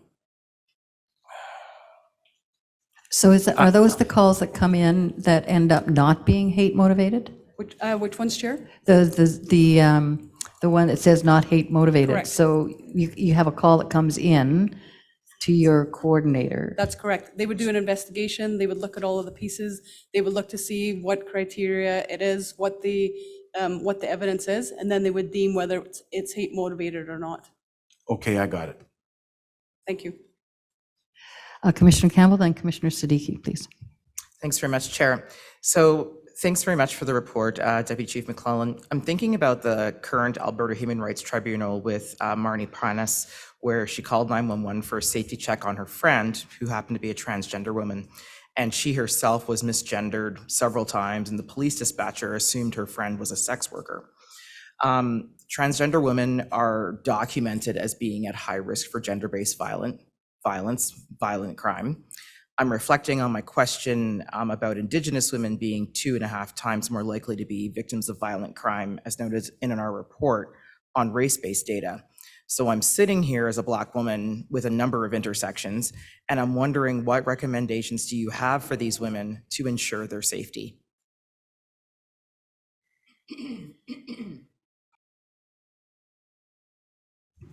I think that's a really good question. I think our continued engagement in the community, our continued conversations, our continued learning, and that incident that has happened, what can we take away from that? What can we do different? Working with our 911 operators to ensure that they are asking the right questions without going overboard. But I think it's just every day looking to see what we can do to improve. How can we make having those conversations in the community, the training, the education, particularly with the younger folks, YouthLink, Calgary Police Foundation, what our diversity resource officers do, all of the community contacts, the engagements, the events that we're at, and having these conversations about that. And just to build quickly, because I think that's also a community that underreports. for sure. So I think there'd be a chilling effect because of that particular case that you're talking about for obvious reasons. Always have to sort of go back to the fact that we don't, because we talk about, and I know you have a history there, but we talk about our 911 call takers, but they're actually not ours. So sometimes we take responsibility though, like people, and as a first point of contact, I think it's not so much that we're trying to split hairs and assign responsibility elsewhere, but the fact of the matter is, if there's like that certainly would signal the need for training and that type of thing. Deputy Chief Tofik still sits on the Board of Governors for 911 as well. So those are the type of things that would come to the table for discussions about, okay, we know this is happening in the province. What are the chances that it could happen here to somebody, and discussions that way to make sure there isn't gaps around training. So that doesn't, like, we want to be able to tell people, I think to your point, what do we want to tell people? Don't be afraid to access the police when you need to or when you feel unsafe. However, we have to make sure that we have our powder dry collectively, not just the police, but anybody that is at the front interface of that, making sure that we're sensitive to those diverse Calgarians. Commissioner Siddiqui. Thank you, Chair. Thanks, Deputy Chief McCullen, for your report. Appreciate it, and appreciate all the work that your area is doing it out in the community. I had the pleasure of chatting with some of the advisory board members from the Middle Eastern group the other night at the volunteer function. And number one, they had really great things to say about the liaisoning that the service has done in terms of some of the protests that have been happening and all that. But one of the requests they had was, because they're volunteers, there's only so much work that they can do. Is there a plan to bring a community mobilizer who would focus in the Middle Eastern area specifically? Thanks for your question. So you might recall that we started this out as a bit of a pilot, and then we were able to garnish, thanks to the support of the Commission, actual FTEs for that. We know that the program is very, very successful, and we actually get requests from many of our communities asking for a mobilizer for their area. So we'll have to just, before we put together our budget plan for the following year, ascertain which, because we can't have an individual in every single community, but certainly there are specific members from certain areas that have come forward asking for that. So it is high on our list. We certainly have a conversation and discussion about it. We know the importance of that, and we know the importance of the engagement in that community. And so going forward, coming back with our next asks going in for the addition for those mobilizers, it's certainly something that we're going to look at and have been discussing on a regular basis. I look forward to that, because I know that the Middle Eastern community has asked for that, but I think the South Asian community has as well, and they are the largest racialized population in Calgary. So it would be great to have some representation there as well. So I look forward to that when you bring that back, because I think those are key relationships right now that would be great to have between the service and the community, and to have someone be the intermediary. Yeah, no, absolutely agree. And we do our best, as you know, with our patrol officers and our diversity resource teams. But our mobilizer program, we've just come upon a year, and we're looking to see, what has been successful, what do we still need to work on. And so we see it as very successful. The relationships that they have in the community have been very, very beneficial, and our relationships have enhanced because of those mobilizers and the work that they're doing with our DRT officers. And yeah, last thing, I would say, yes, they have been very successful, and thank you for that. And of course, everybody always wants more, but it'd be great to replicate that as much as possible. Thank you, Deputy Chief. And Commissioner Wong. Thank you, Chair. Thank you, Deputy Chief. Maybe three things. One very administrative thing. On the title of the report, it says it's monthly. On the agenda, it's quarterly. So this is a quarterly report, I presume? You bet. We had just made that change before the summer, so we'll make that change. Great, thank you. The second time, so I said, next time you bring this forward, and I appreciate Commissioner Ogle's comments that there's a lot of different initiatives going on, and it feels like a bit of a shotgun. Could this be reformatted a little bit differently? More of an, if I can say, a table whereby you've got your team, your goals, objectives, where you are, and your desired outcomes. And then it becomes a lot more clear where this is all going to, because right now, pardon my language, it feels like a shotgun, a scattergun, as opposed to more precise. This is what we're trying to achieve. Thank you. The last thing is, given current conflicts around the world, given current conflicts that may be arising here, and we're dealing with anti-racism, In the next report, can you talk specifically how we're addressing specifically the Israeli and Hamas Hezbollah conflicts in the local context? Not so much from actions that are out there, but proactive behaviors that we're trying to address. Thank you. You bet. I can take care of all three of those things. Thank you. Yep, we've got two motions here, so we'll get those written up, and then we can vote on those.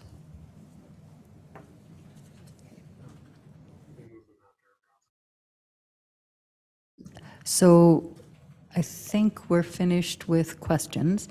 Can we do this after the next reports? Can we move on? Yeah. Okay. Yeah, we just need to wait a moment, so we give Amber just a second to put these in print.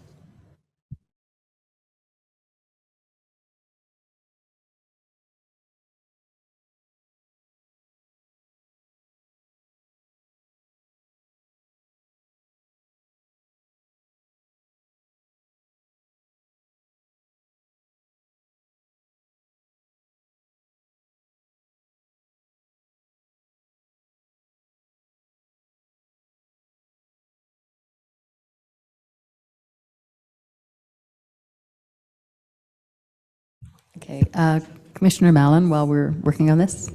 Yeah, just a quick question for Deputy McClellan. I was just interested when all the data that you're looking at here, when you get hate crimes, does your division offer any specific supports to the people who are victims? Great question. Absolutely. Through many programs, and depending on what it is, but of course, we've got the VAST team that also comes under my area as well.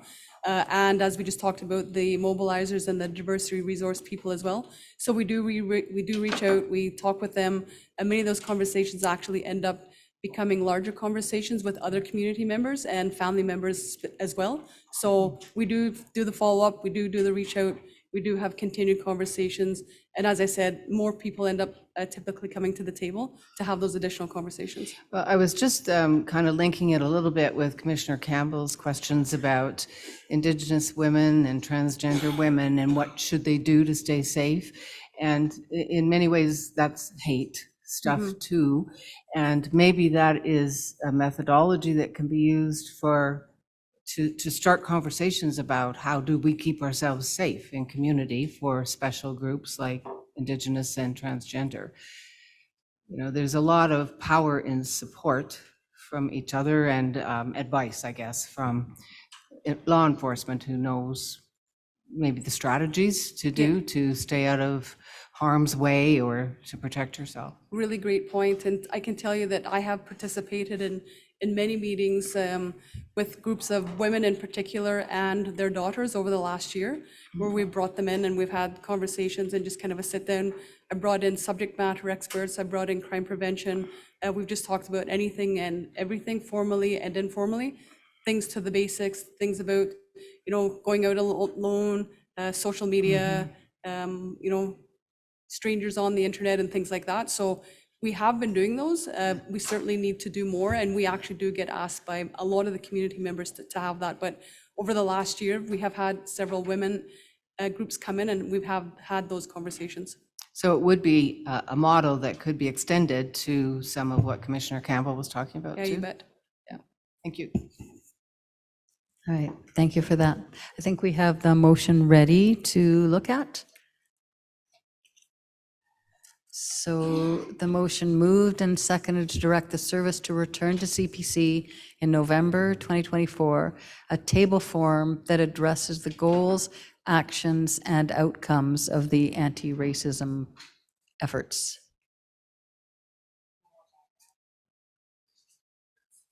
I think yes, because otherwise it doesn't have an anchor. Terry? Sorry. Yeah, I wasn't specific about the November 2024, more just the next quarterly report. What it is? Oh. So given the timing of November, Deputy Chief, do you have enough time to do it? Yeah, or December. Or we're not- We can do so- January. Can we do January? Yeah. And just for clarity, is it specific to the anti-racism or what Commissioner Nielsen Jordan said? Commissioner Ogle? Everything. Yeah. All of the areas, all of the units, yeah. The partnerships, the crime prevention, you bet. Spokesman, yeah, please. I just wanted to comment though, Deputy Chief, I think you're bringing back an annual report as well, right? With all that information already? We are. Yeah, so when is that? I think that one's in November. That's in November? Yeah. Okay, so you won't have this. So some of that information is coming to us in November already. We can have a look at it and see what's missing and see what we can need to add in. So Yeah. maybe we might be able to answer that in November. If not, I'd ask for Okay, January. fair enough. Thank you. And I think what we're getting at is what we've done before. It's not, we don't need to know all of the activities, but just what are the overarching goals and how are those driving towards outcomes that we're looking at? Yeah, it's not a new report, it's just reformatting. We've got, yeah. All right. Okay, so with that as the motion, can I have someone to move? Commissioner Wong, and second, Commissioner Nyson Jordan. And any further discussion? Then can I please have a vote? All in favor? Yes. Any against? No? Great. All right, that one is passed. And there was a second, was there a second one? Sorry. Moved and second to direct the service to provide CPC in January 2025 an update on how anti-racism is addressing global conflict in the local community. Capture it. Commissioner Wong?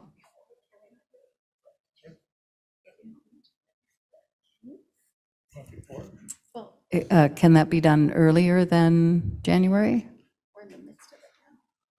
We're kind of in the middle of it. Yeah. Okay, thank you. Okay, and November? Okay. All right. Can I have mover, Commissioner Tsang, and second, Commissioner Wong? Any further discussion? Commissioner Nyson Jordan and Commissioner Tsang. Perhaps I am, again, this is a huge motion. I think it's whether we want to be specific on individual global conflicts, but first of all, there's multiple conflicts, and what I heard specifically was he was interested in the Israeli-Palestinian conflict. I'm a little reluctant to deal with individual specific ones, and I think this is really pretty general. So I will be voting against this motion because I think it's just too broad. I think that's fair. Is there a way of narrowing it so that it's, or, yeah. Yeah.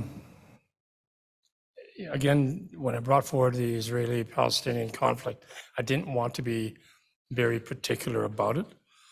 But at the same time, if there's a particularness that I'm looking at, if that's actually a word, if there's a real urgency, is making sure that things that are happening around the world today, we are able to address quickly.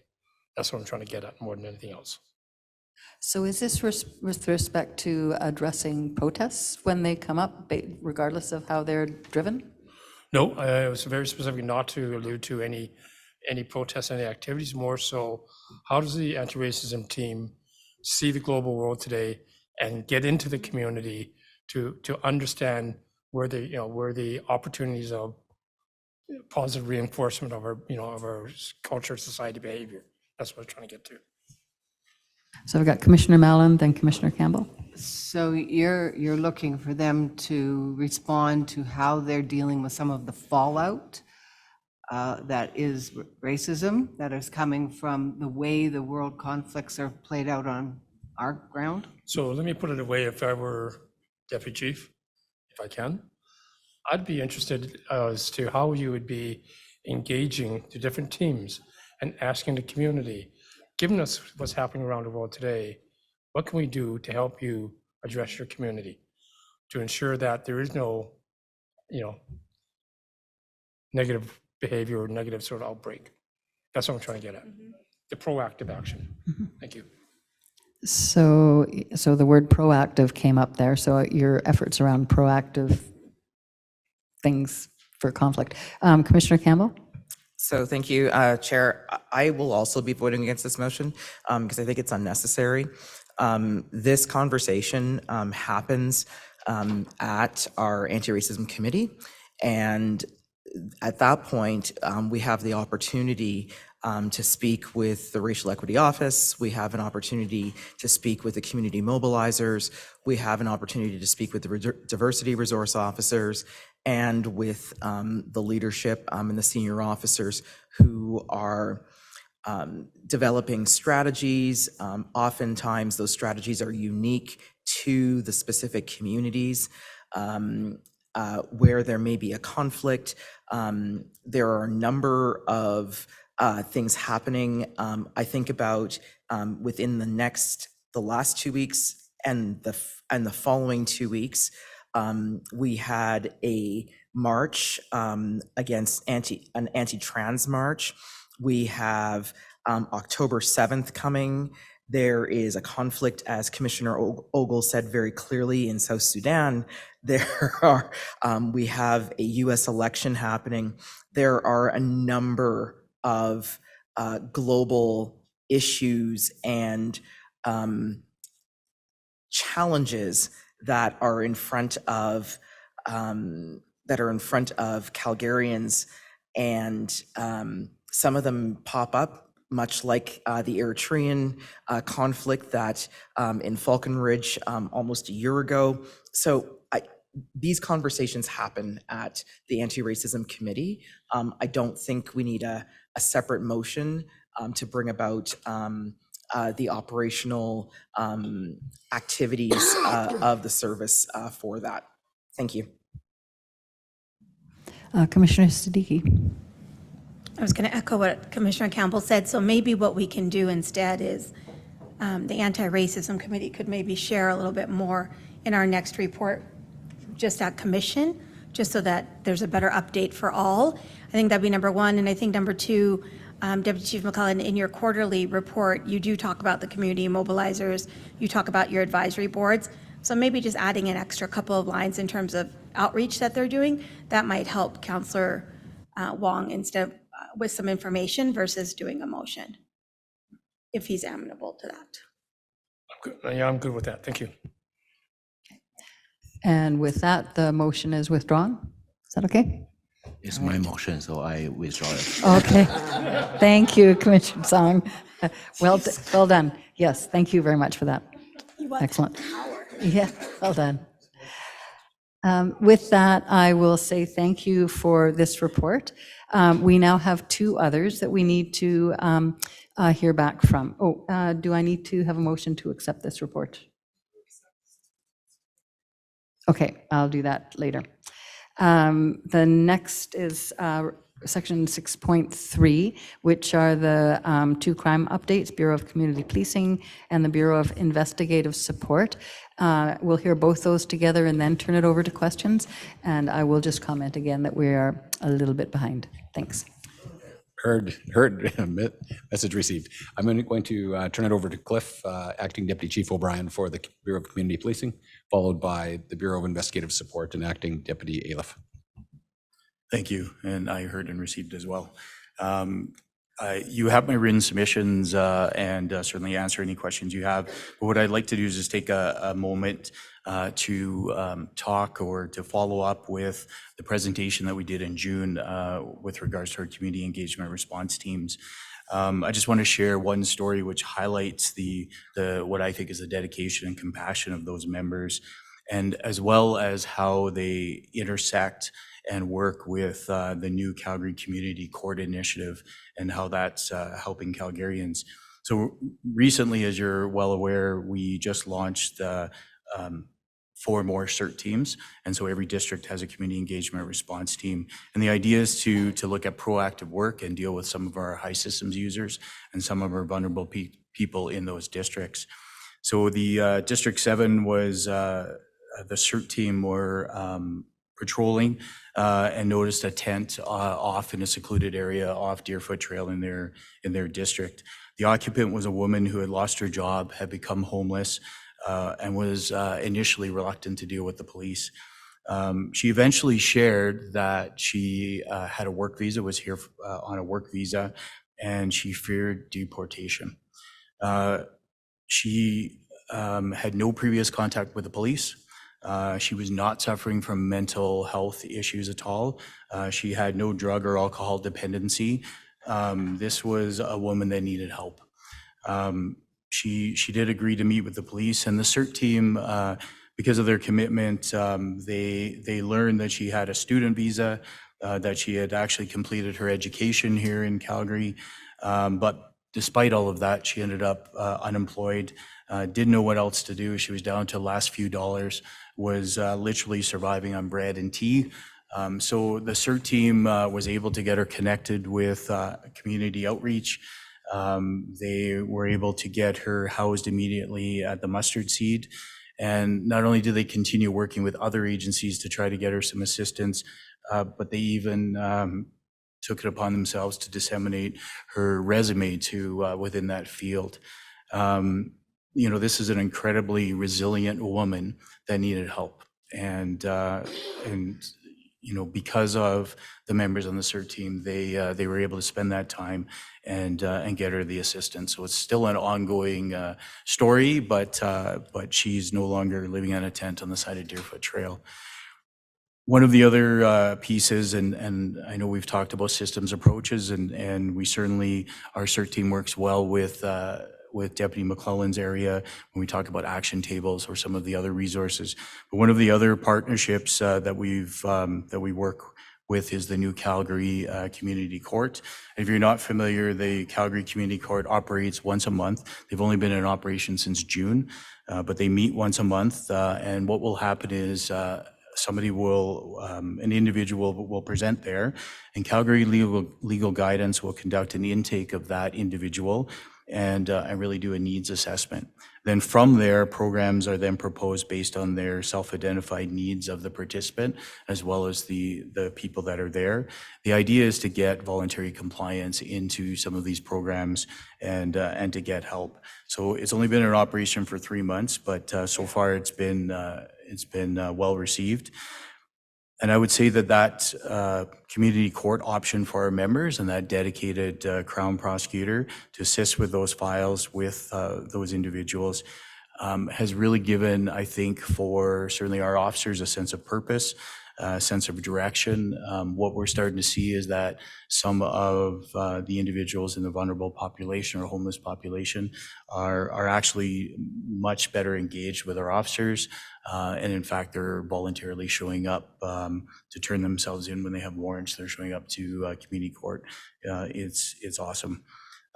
So I would say that, you know, what we're seeing, thanks to some of the action table, thanks to the work that's going on outside of enforcement, is we're seeing some great results so far. So that's it.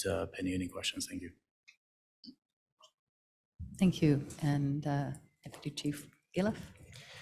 Thanks very much. I'm going to shoot from the hip here for a few minutes just to hopefully address maybe some of the questions that were asked before in a different way to support some of the work that's being done by Deputy McClellan and others.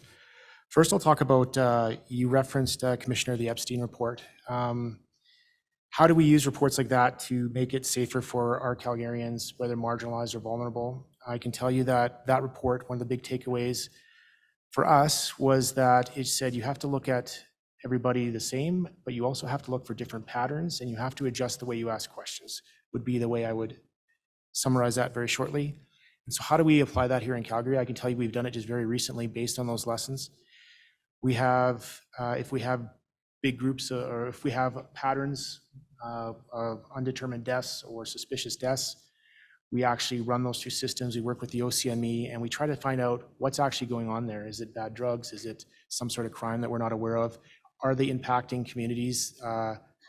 Like, are those people members of vulnerable communities? That's where we intersect with Deputy McClellan's team with. And then what we do is we compile these reports, and at the opportunities we have, we address it individually with these special interest groups. We give them the heads up that, okay, like, if you're here, we know that there's a higher likelihood of this or that or whatever. Then we coordinate with Deputy O'Brien's teams to make sure that we're addressing those areas maybe with our drug unit or more patrols. So what we learned from Epstein was we have to make sure that we're asking the right questions and addressing the right patterns, things that we weren't doing before. So we've had great partners with the OCME in that and with our domestic violence community. The second thing I would add, so I'll just cut to the middle of my report. I'll just say, so far this year, Calgary has seen 58 shootings, and which is a 23% drop from the same period in 2023. 33 were targeted, 14 were linked to organized crime. And in August of this year, we only had 4 shootings compared to an average of 14 over the previous years. So what does that actually mean? It means we had 3 really big arrests of people that were doing that kind of work, but it also means that we untangled a lot of things that were happening in there to sort out some of the stuff that wasn't organized crime.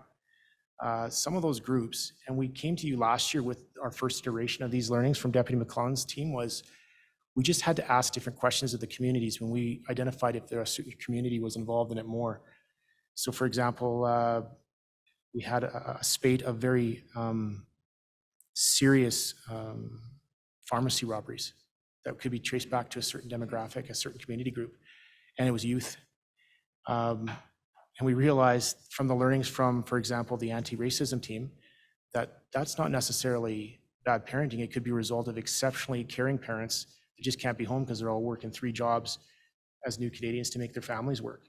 So what we decided at that point was a different approach. Let's connect to the parents. That's a lesson we learned from that kind of work. How do we connect to those parents? It's IRT, it's other groups that directly are anchored to Deputy McClellan's work. So I think if you're asking how does this manifest for us, those teams, their mission is anchored in solving crime, preventing crime, educating on crime. And I think maybe that might be one of the things that we just have to underscore in the next report. Huge intersections for us in our division, and I think that's the mission, is what we'd like to anchor it on. So that's how it works for us in BIS, and I know that's how it is in community policing as well. Okay, I will cut and slash a bit. I understood the mission as well here, so thanks. I'm just filling in for, well, actually, Deputy Cook retired, and I'm just filling in until Deputy McClellan takes over at the beginning of October, so thanks for having me again. These are just a few of the examples of the awesome work done by the people in our bureau. In September, we kicked off our new Investigative Advisory Committee. This service-wide committee, similar to the Patrol Advisory Committee, aims to boost engagement among investigators and improve investigative excellence through the sharing of best practices, training, and knowledge. We've had a great first meeting. The chief and the ELT were able to give us some quick wins from some of the feedback from those officers, which will be a nice surprise to them when they have their October meeting. So we're going to keep that momentum going and make those improvements for our investigators. In the first half of 2024, we seized 260 crime guns, which includes any firearms that were seized as a result of being unlawfully used or possessed or stored. As part of our efforts to address crime guns in Calgary, we've also begun work to develop a firearms investigators course in collaboration with the Chief Crowfoot Learning Center. By enhancing our expertise in firearms investigations, we aim to further reduce gun violence and improve public safety. Since our last update, our organized crime and offender management section has made several significant arrests, and we've addressed that already. And I'll say too, as part of those 3 big arrests that made those big reductions in shooting, those offenders are still in jail. So that speaks to an enhanced focus with the Crown to make sure those partnerships and those bail issues are trending positively for public safety. So there was also in June of 2024, our gun violence enforcement team initiated an investigation of a man breaching court conditions. This investigation led to the seizure of 3 firearms, various drugs, stolen jewelry, including an incredibly sentimental item that survived both world wars and the Holocaust. These items have been since returned to the rightful owners. 2 individuals are now facing over 60 criminal charges. These actions directly help disrupt criminal activities and protect our community. This year, we have investigated 13 confirmed homicides, with 7 cases cleared. In August 2024, we responded to 345 incidents of domestic violence, slightly up from last year by 2. Additionally, we responded to 1,539 domestic conflict reporting calls in August, which was down from August 2023, slightly down by about 100 calls. Over the first 8 months of 2024, we managed 12,482 such calls, which is 3% fewer, but 11% higher than the 5-year average. Addressing domestic conflict before these incidents escalate to violence is vital for the safety and well-being of families in our community. October is Child Abuse Prevention Month. I thought I'd just throw that out there. It's one of our favorite months in the Child Abuse Unit. In the last month, our Child Abuse Unit has charged a 24-year-old man with sexual assault, luring, and child pornography offenses. In total, 6 victims have come forward, and we believe there may be more who have not reported their victimization to police. This is a very serious and dangerous offender that was previously unknown, no activity prior. Through our partnership with the Luna Child and Youth Advocacy Center, these victims are receiving counseling and wraparound support. Protecting our children from harm is one of our highest priorities. Over the past few years, we have seen an increasing amount of reported ransomware incidents in Calgary, and our cyber forensic unit is actively targeting this criminal activity through multiple approaches. Locally, we are collaborating with Calgary 911 to enhance ransomware reporting and refining our procedures to provide effective crime prevention strategies. Basically, what that means is we are making sure that when victims report to 911 what's going on, that they have the ability to understand what those crimes are and filter them to the correct areas so they're addressed properly. Provincially and federally, we continue to be active members of the Critical Infrastructure Working Group and Cyber Alberta's Community of Interest. These groups focus on improving online public safety and strengthening our defenses against malware attacks. Internationally, the CPS cybercrime team is a respected participant in efforts to combat organized crime and state actors involved in malware attacks. These actors often target Calgary companies that provide critical infrastructure services. Currently, we have 2 investigators participating in a cyber sprint at Europol focusing on ransomware investigations with global policing partners. We are very proud of the work our cyber investigators do. And thank you. That concludes my report. Thank you very much. And again, it's hard to get an idea of all of the information that's going on in there and all the work that's going on. So appreciate the short report out, and I will turn it over to commissioners for questions. I see Commissioner Ogle. Thank you.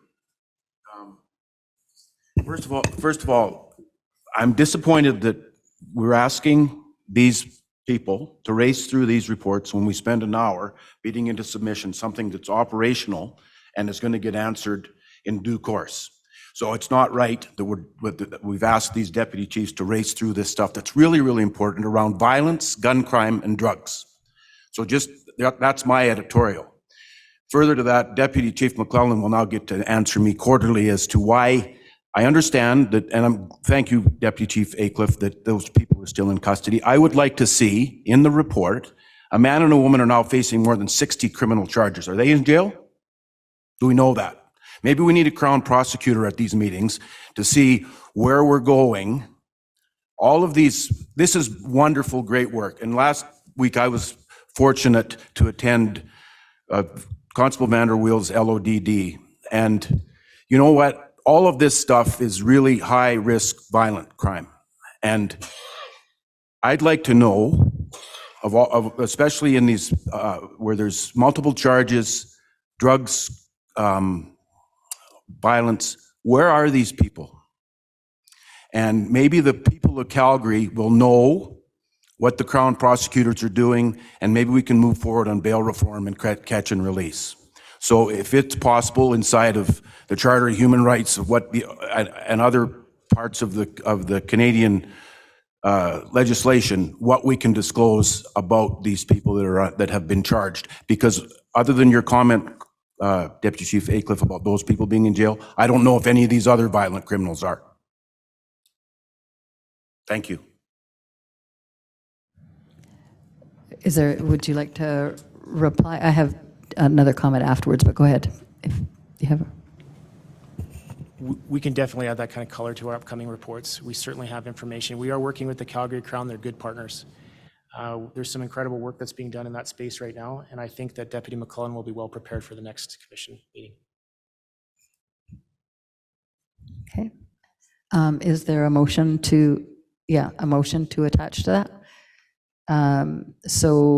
Commissioner Ogle, can you put that in a form of a motion, please?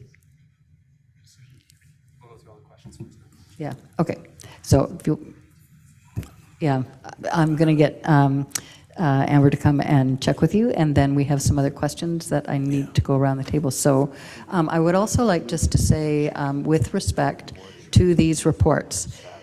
We get these reports in full at our committee meetings in various different forms. And there's also an expectation that all commissioners around the table will have read these in detail. So while we do perhaps sway in terms of what we focus our attention on these public meetings, I will affirm that all of the commissioners have been through all of this material, and so that's why we have the time for questions as we need. So I just wanted to put that on the table. I think I had Commissioner Campbell next. Thanks very much, Chair. Deputy Chief Aliff, I'm not sure if you're going to be able to answer this, but because I have Ms. Davison here as well, I'm going to ask what work has been done to start to potentially break out the disorder category into more similar events and event types. We understand that a party complaint is very different from a drug trafficking charge, or perhaps related, who knows, depending on the type of party.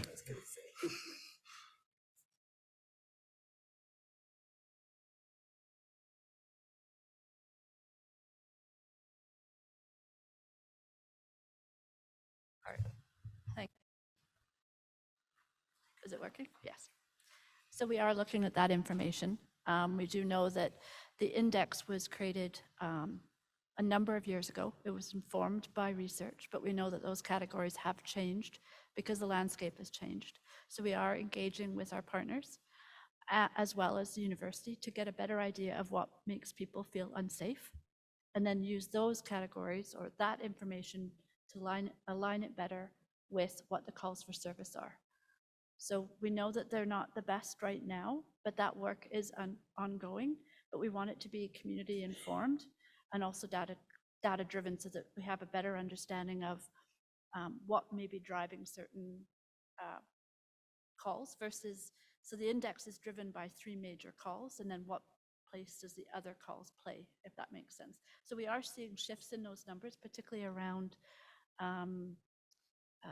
unwanted guests. And I think a lot of that has come down to the work that's being done on the street. And I'll maybe throw it over to Deputy Chief O'Brien for comments. Yeah, thanks. The other thing that, and I know it's been raised before, so the other thing that we're working on is trying to align our definition with the city as well. So we're working on that. I think that is probably confusing to many Calgarians to see police having one definition and the city or some other entity within the city having a different definition. So I can tell you that we talk about it a lot and we are working on it. I don't have a timeline for you, but it's not lost on us that so it's still on our radar for sure. Thank you, Chair. Hopefully it won't be an Olympiad. Thank you. Thank you. Other questions for these 2 reports? Commissioner Wong? Thank you, Chair. Deputy Chiefs. Back last June, we opened a navigation support center at the Salvation Army. Is there any update on that relative to CPS? Yeah, for sure. So one of the, when we talk about the different systems that, I would look at it almost like a menu, so if you will. So what happens is our officers come across somebody, and depending on what is required, they now have some additional things on that menu. Part of that is a navigation center. So it is something that certainly our community engagement response teams, our beats and bikes are using. Lots of times it's something as simple as, seemingly simple, as somebody needs some identification. I can tell you that there was somebody that wanted to get back home, and get back home meant a flight. And so we had worked through that, but they had no identification. And so outside of an emergency situation like a wildfires, you need ID to get onto an airplane. And so, the officers were able to walk the person over the navigation center and work through that process. So we do have some stats and whatnot. I just don't have them here, but it is something that I think our officers are appreciating and seeing value out of. Thank you. I put my hat on as a counselor simply because we get a lot of constituents in the downtown core and the LRT station, East Village particularly, concerned about their perception of safety. And we know the statistics are trending downwards, but the perception is still there. And I guess what I'm looking for, maybe not today, but future reports, is how we're actually correlating.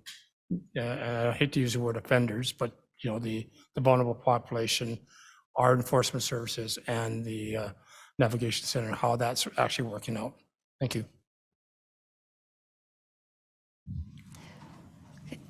So I will ask, is that included in upcoming, will that be by nature included in your upcoming reports, or is that something that we need to motion to make sure that item is included in upcoming reports? We can include it. I think I had a speaking points that I probably went over quickly, so vetted it out on the go. So for sure, we can put that in the next report, no problem. So we'll put a motion together for that one as well.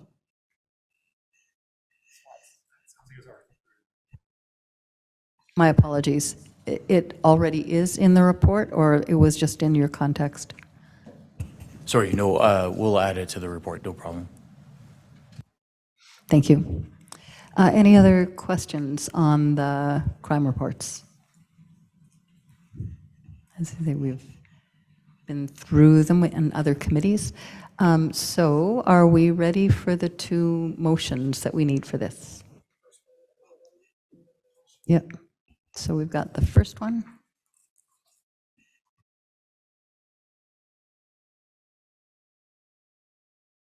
And the motion is moved and seconded to direct the service to include at the October 2024 CPC meeting a report in the crime update from the Bureau of Investigative Support on the status of individuals who've been charged with violent gun crimes.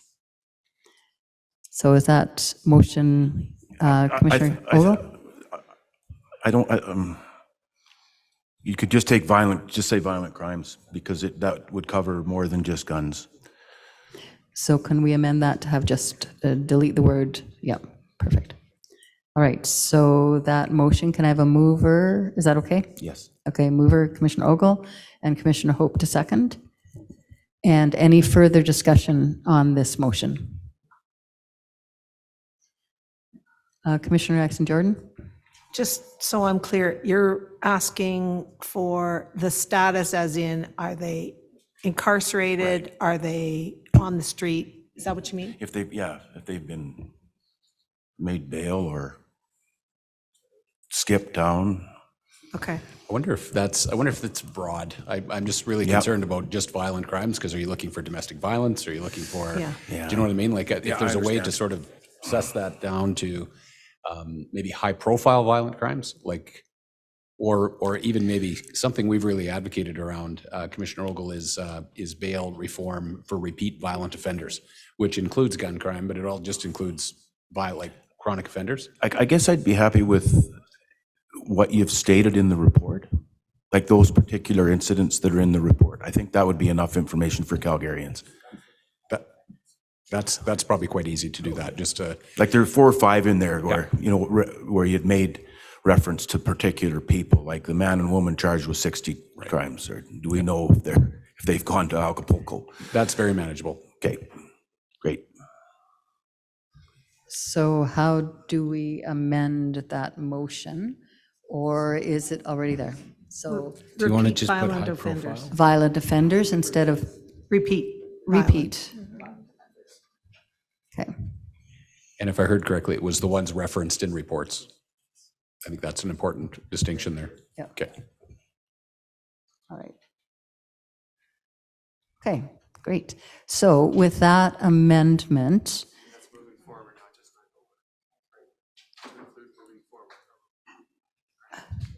good.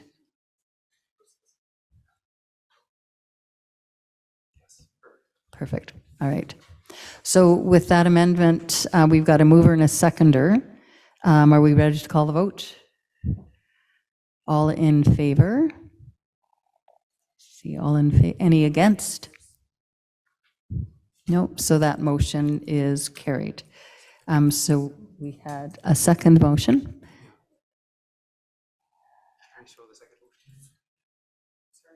Yeah, try. Working on the word offenders versus offenses. Yes, okay, got it. Moved and seconded to direct the service to include at the October 2024 CPC meeting a report on the Navigation Center and what it is accomplishing. Can we just get, Is this as part of the crime report? could we just have it ongoing? Yeah, I don't know about accomplishing, like, it's not even really under CPS mandate, it's the province, like, Yeah. that's a pretty aggressive, like, what is it doing? I think maybe a report on numbers accessing would at least give us a start, and we can kind of take it from there. Yeah, Or referrals too, as well. can we, Even referrals would be under the province, I'm not sure. CPS don't take, but CPS Sorry? referrals. Oh, CPS referrals. Yeah, that might be easier. CPS referrals we could The do. amount of people we brought take there. there, yeah. yeah, and the trends, so how it's going. So, yes, this is in the crime report moving forward as opposed to a separate report. So just a section, yeah. Maybe for clarity, Corwin, it could be in the crime report for the Bureau of Community Policing, just because that's where it would show up. Thanks, Amber. Yeah. And it's not referrals received by CPS, it's referrals by CPS, correct? Yeah.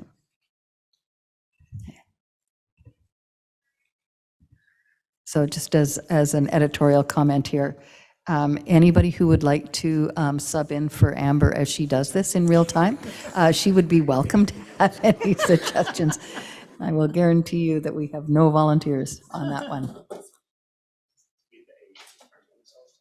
All right. So it reads now, moved and seconded to direct the service to include in the crime report for the Bureau of Community Policing information on the referrals received from CPS to the Navigation Center.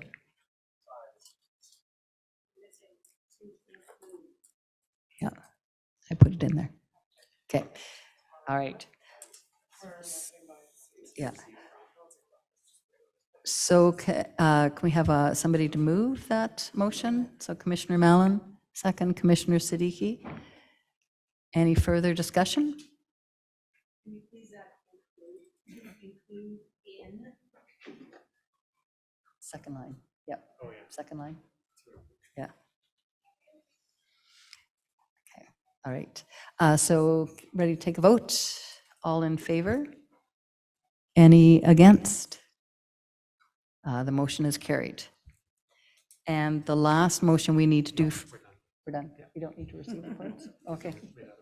Okay, all right, we've done that. So with that, we've finished the reports, and again, I will thank you all for the information. Commissioner Tanguay.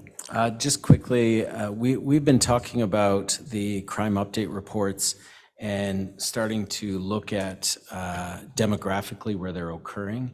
Has there been any movement on that as to, we hear from a counselor that crime is down.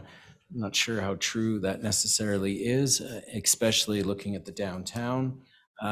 Is there any movement on trying to show demographics to the downtown versus other areas? As we've brought this up a few times and we haven't really gone anywhere with it. Go ahead. Thanks for that. It wasn't on the dashboard. In fact, it was told we're scared of putting it on the dashboard because certain communities don't want it there. That was exactly what we were told. Which portion, sorry? We were just concerned some communities didn't want to have crime statistics to their area, but when we're looking at like assaults, 300 in a month, where did those assaults occur and can we have that in the report? Yeah, we'll be having, when the dashboard goes live publicly, which we're anticipating next month, that access will be public and they'll be able to drill down by district and even closer to an acceptable level from a privacy perspective. So Perfect. So if it can be included in the report, that'd be great. Yep, so it'll be on the dashboard, yeah.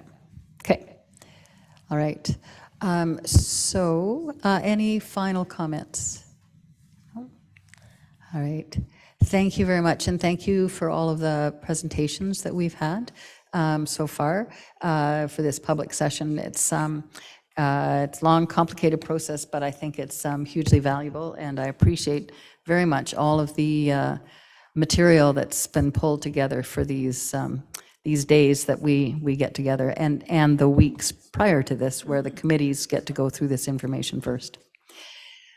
So with that, we're on to agenda item 7, which are the reports from commissioners who represent our commission on various associations and committees.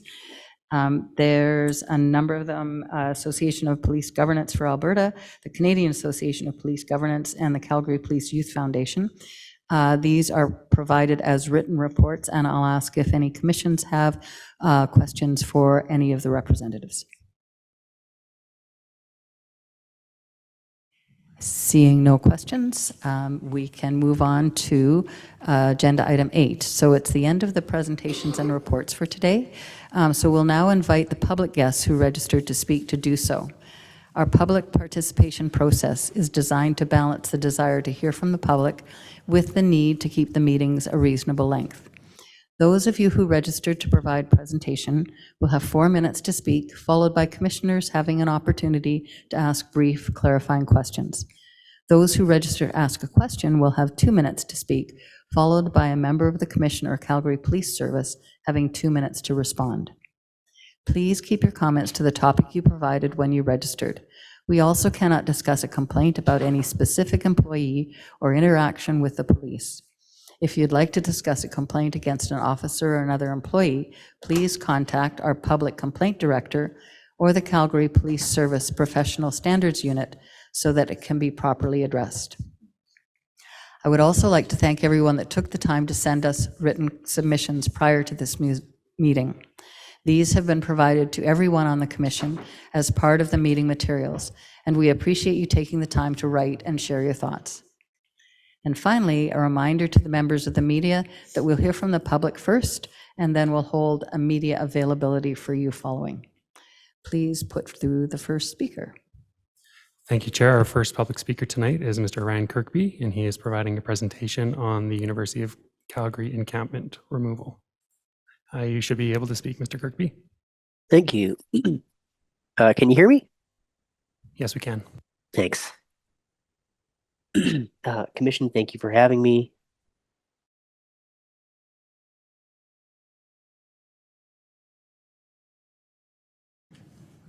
I think your screen is frozen.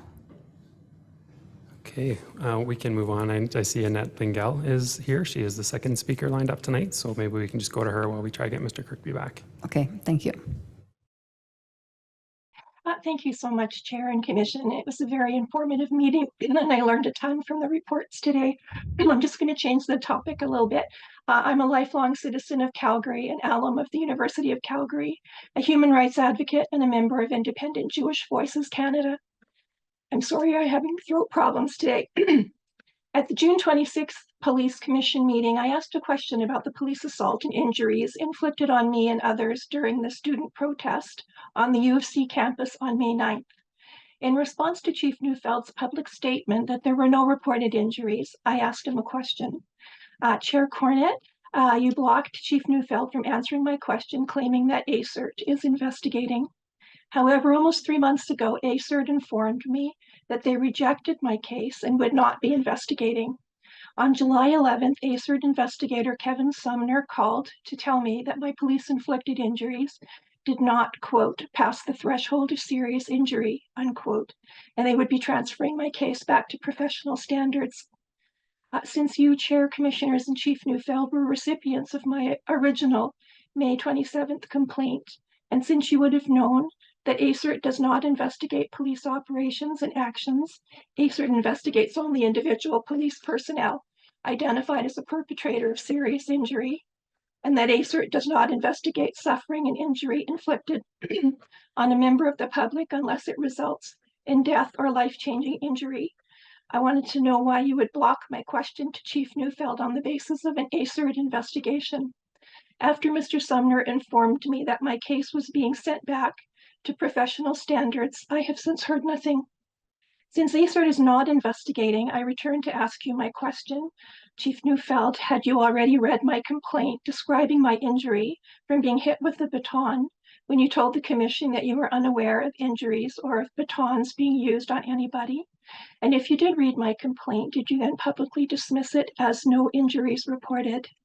Chair and Commissioners, you're mandated to provide independent civilian oversight to ensure a safe community and a civilian body to which the Calgary Police Service is accountable.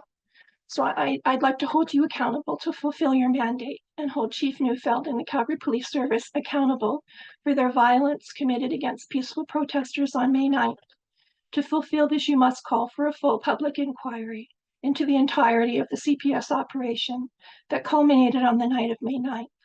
From the first time Chief Neufeld and the CPS began conferring with provincial ministers and the U of C administration, their meetings and plans for their clearly premeditated use of force against student protest, the deployment of detachments of a massive police force, and their predetermined intent to cause injury to peaceful protesters in order to force us to leave the protest area. On May 10th, IJV Calgary issued a statement that I've abbreviated here. Quote, Independent Jewish Voices Calgary is appalled by the excessive and violent use of force we witnessed being enacted upon protesters at the U of C by the Calgary Police Services. Independent Jewish Voices Calgary is calling for the following: respect for civil liberties of protesters, a full and independent investigation into the use of force by the Calgary Police, a full and independent investigation into the U of C's decision to call police and their efforts or lack thereof to protect students from police violence. As a grassroots Jewish peace advocacy group, we supported the student encampment in their commitment to utilizing nonviolent protest to engage the university in a conversation about divestment from funds that support Israel's genocide in Gaza. Members of Calgary's Independent Jewish Voices were present at the university in solidarity when riot police began to use force, unquote. Chair Cornett and Commissioners, will you fulfill your mandate and call for a public inquiry? Without accountability for the egregious police conduct of May 9th, you give CPS a blank check to continue terrorizing peaceful protesters as the Sunday, September 15th police actions demonstrated. Thank you. Thank you very much for your statement and your presentation. I will say that we, as Commission, have not yet received a report from ACERT, and we must and are committed to waiting for that report before we decide on our next steps. So I will leave that from the Commissioner's perspective at this point in time. Okay. Yep, thank you, Chair. So we'll go back to Mr. Ryan Kirkby. Are you there, Mr. Kirkby? I'm here. Can you hear me? We can hear you, yes. Okay. Sorry for the interruption earlier.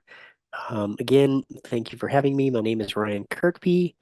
I'm a mental health professional born and raised in Calgary. I was at the student encampment May 9th. I joined students at the encampment to support their exercising of freedom of expression and freedom of assembly in an effort to raise awareness about the ongoing Mr. Kirkby, genocide sorry to in interrupt the you. Gaza You're breaking up Strip. on this side. I arrived at the encampment after 6 p.m. I was surprised to see so many police units there when I arrived. Mr. Kirkby, sorry. I was if you even could more turn off your surprised to video. see public safety unit officers with shields, batons, helmets, and pepperball guns. This appeared.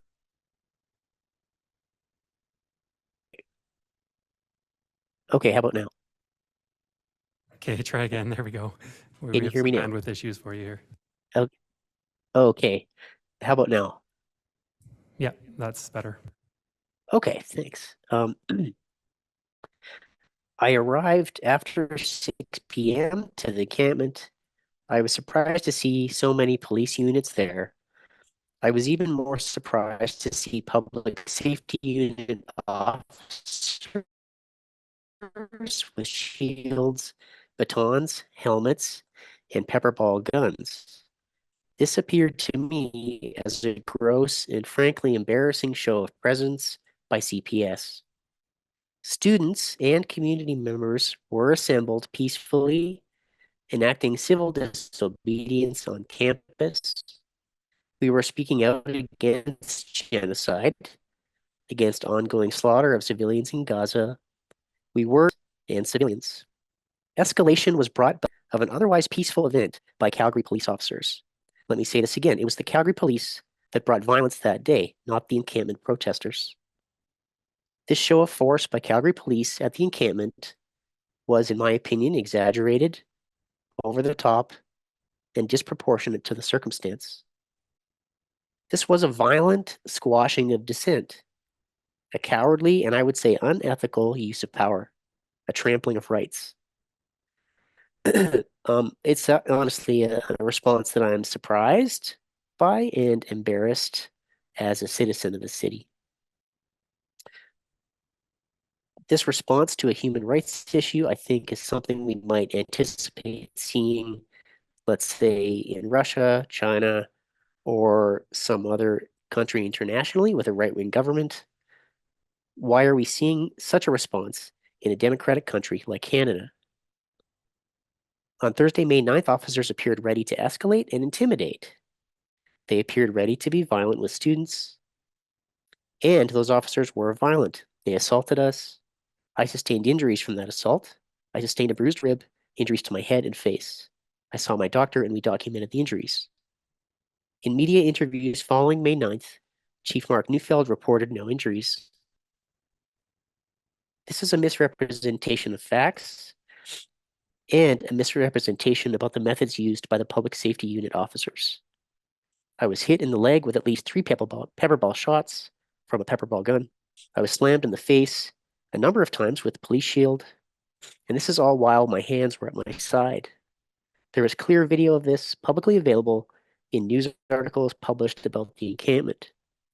My question to the police commission and each of you commissioners, assuming Chief Neufeld had all the necessary facts about the actions of his officers that night, is he required to report factual information to the media?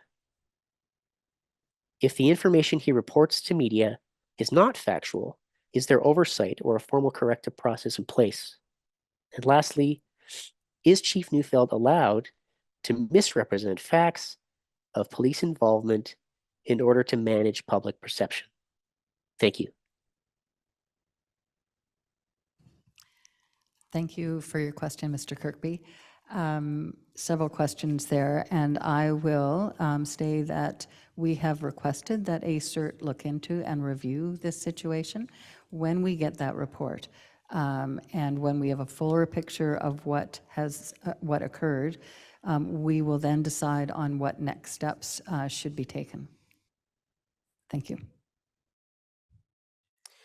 Okay, thank you, Chair. Our last speaker is Wes M. Cooley, and he is doing a presentation on the September 15th protest. Can you all hear me? Yes, we can. Good afternoon. Thanks for giving me the opportunity to speak here. I'm a member of the local activist group Justice for Palestinians. For the last year or so, JFP has been one of the lead organizers of the regular protests against the ongoing genocide in Gaza. I'm here to address you about the pattern of discriminatory treatment, double standards, and abuse of police power to which these anti-genocide demonstrations have been subjected by Calgary police officers over the last year, including at our most recent protest on September 15th. The following is an incomplete list of the sorts of mistreatment our protests have been subjected to by Calgary police this past year. On November 5th, 2023, I was arrested and charged with disturbing the peace with a hate motivation element by CPS for chanting "From the river to the sea, Palestine will be free" at a Calgary protest. That charge was itself a breach of my right to freedom of speech and was stayed within a few weeks. By way of contrast, on December 3rd, 2023, CPS officers refused to take any action against an offensive display by pro-Israel counter-protesters who acted out the sexual assault of white and Jewish women by a man dressed as a stereotypical Palestinian terrorist across from one of our protests. That public hate crime, which took place in full view of Calgary police officers, went unpunished and, to our knowledge, did not even trigger a hate crime investigation by CPS. So for chanting at a protest, I received a hate crime charge. Yet less than a month later, pro-Israel protesters acting out a sexual assault by someone dressed as a stereotypical Palestinian Muslim terrorist resulted in no charges, no arrests, and, to my knowledge, no investigation. On November 19th, 2023, Calgary police officers assaulted a group of anti-genocide protesters in downtown Calgary. The assault was so violent that Calgary police officers put a 13-year-old boy in hospital with concussion symptoms, that boy being himself a Palestinian refugee from Gaza, and one officer assaulted and pulled the hijab off of a pregnant woman. On April 7th, I was arrested a second time for mischief, for leading a protest downtown, a further breach of my charter rights. On May 9th, CPS officers used excessive violence against the student encampment at U of C. Others have already covered that, so I won't address it again. Then there were the events of the most recent protests on September 15th of this year, where Calgary bylaw officers, supported by CPS officers, issued 12 fines to mostly random protest attendees. Many of these fines as large as $3,000 for participating in that safe and lawful anti-genocide protest. One of these bylaw fines was issued against someone for, and I wish I was making this up, displaying paper hearts with anti-genocide messages on them in a public park. That absurd bylaw charge was supported by CPS officers, and when a number of us opposed the issuing of that outrageous ticket, 2 of us were arrested by Calgary police officers and charged with, among other things, obstruction of justice. I was one of the people arrested and charged, and I apologize for my tattered attire here. This was, I don't know if you can see in the video, this was done by a Calgary police officer on September 15th. I think my video might have frozen there, unfortunately. But this, as you might see if the video comes back, fabric torn, top 3 buttons torn off. This was from an officer gripping me by the collar and pushing me back against a car. And again, I want to just emphasize all of this, including the 2 charges for obstruction of justice in relation to a display of paper hearts in a public park. I'll add that liaison officers left before all of this transpired on the day of that protest. I was on the ground as police and bylaw officers were issuing tickets and specifically requested from Calgary Police that the police liaison team come forward to liaise with us and help de-escalate the situation. I was told they were gone, the liaison officers were gone and would not be brought back, and that I should call them to make an appointment for another day. Many of us in the pro-Palestinian activist community feel that there is a double standard in the way our protests are treated, as well as an absence of meaningful accountability for this behavior. And I want to just note what Vice Chair Siddiqui said regarding comments by, and I think you said it was the Arab Community Engagement Group, commending the behavior of CPS liaison officers. I'm just going to say that that might be the opinion of the people on that committee, but that view is not shared by the bulk of the community and certainly not by those who have been supporting the protests against the ongoing genocide and have been subjected to the treatment I've described. The overwhelming feeling among supporters of the Palestine protests, especially among racialized protesters, is that every serious incident of violence or unsafety that has ever taken place at our protests was brought upon us needlessly by the Calgary police, and that they'd feel a lot safer if CPS simply didn't attend those protests at all. Thank you for your attention. Thank you very much for your presentation. I appreciate the comments and that we will take them on board and discuss them in the next section of our meeting. So thank you very much for your presentation. Oops, are there any other? No? That is then the end of the public portion of this meeting. So thank you very much again for your comments. We'll consider what you said and appreciate that you took the time to participate and share your thoughts with us. With that, we'll end the public participation and we will move to the media portion of this meeting. So if you can have just a moment for the chief and I to make our way to the podium. We will do that. Those who want to stay in the room, please do. But if you could be as quiet as possible, that would be very much appreciated. So we'll take just a couple minutes to get ourselves rearranged.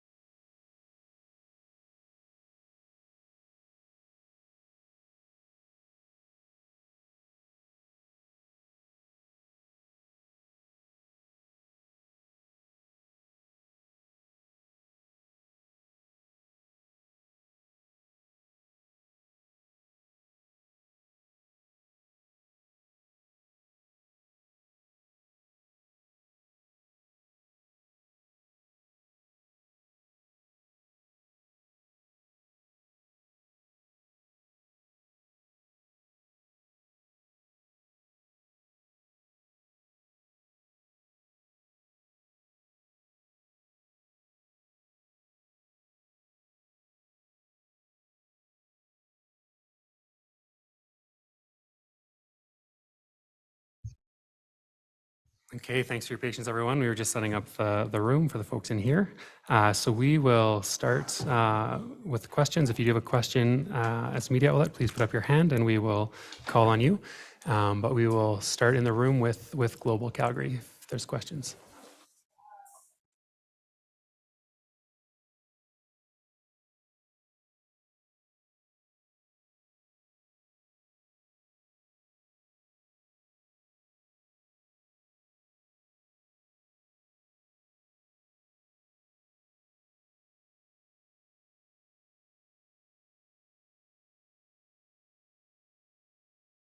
Hunted by an officer. This is it here. Okay, got it. Yeah, this is a tragic situation, obviously. I think the release there reflects the fact that in Calgary, because our officers are wearing body-worn video, I think ACERT has access to a lot more information than they would perhaps in any other municipality in the province. So I think that's good. I think that's going to aid the investigation as it goes on. I would just say super hard. No Calgarian should feel like the Calgary Police Service is hunting them. That is definitely not the case. I would just say that I would just ask Calgarians, notwithstanding the detail that was shared there, which is good.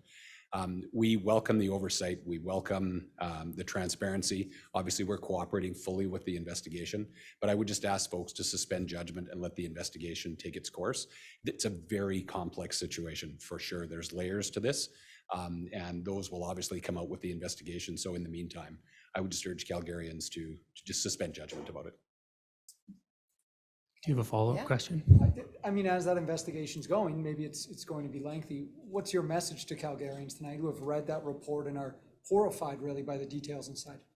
Yeah, just that. It's a very complex situation for sure. As you know, from the details that were released in the beginning, Police are called to a location, so it's not as though, police chose the location or chose the situation. Very, very dynamic and complex situation for sure. So I would say to Calgarians, this is, as we heard earlier tonight in some of the reports, like 0.14% of contact between the Calgary Police Service and Calgarians results in use of force of any kind. So very, very uncommon. Most situations like this would end with, taking a gentleman home or that type of thing, and we would hear nothing of it.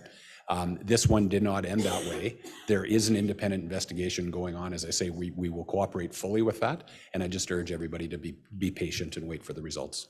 Can you pledge to any sort of changes, any sort of education rather in the meantime while that investigation happens? Because yes, it happened once, you don't want it to happen again, obviously. So what's going to change moving forward? Well, in fairness, it's too early for that. We are going to let the investigation go on. We do internal operational reviews with respect to these situations as well. We understand that sometimes these investigations have been very lengthy in the past. I actually think this is a good indication. And let me just say this about the existence of body-worn video, notwithstanding the fact that our officers wear it, sometimes it's super helpful, and other times it manifests in a way that it's not as helpful or determinative. I would think from what I've seen in this particular case, the body-worn video has been very valuable, which I think is what led to the release of it. And so I'm hopeful then that given the information that was put out and the quality of the evidence as early as we are, that this investigation can be brought to a conclusion faster, and we'll make our conclusions later too. What happens with the officers involved in that incident in the meantime? Are they suspended with pay? Are they still on duty, modified duties?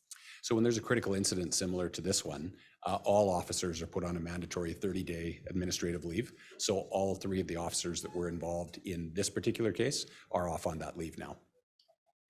Can we talk a little bit about the findings that were released today, the data sets that were released earlier in the day that were embargoed? Again, when we look at obviously we can't go through all of them, there's 50 pages, but when we look at some of the overrepresentation in the missing persons category, yes, in the police contacts category, what does CPS do with that information? So it surprised very few advocates, it surprised very few lawyers I spoke to, that the numbers are what they are. But then what is the goal with that data? Are there policy changes that will come from it, for example? Yeah, so great question. So the collection of this data and the reporting and analysis of the data was a commitment that we made in 2020 after we heard concerns about Calgarians with respect to systemic discrimination.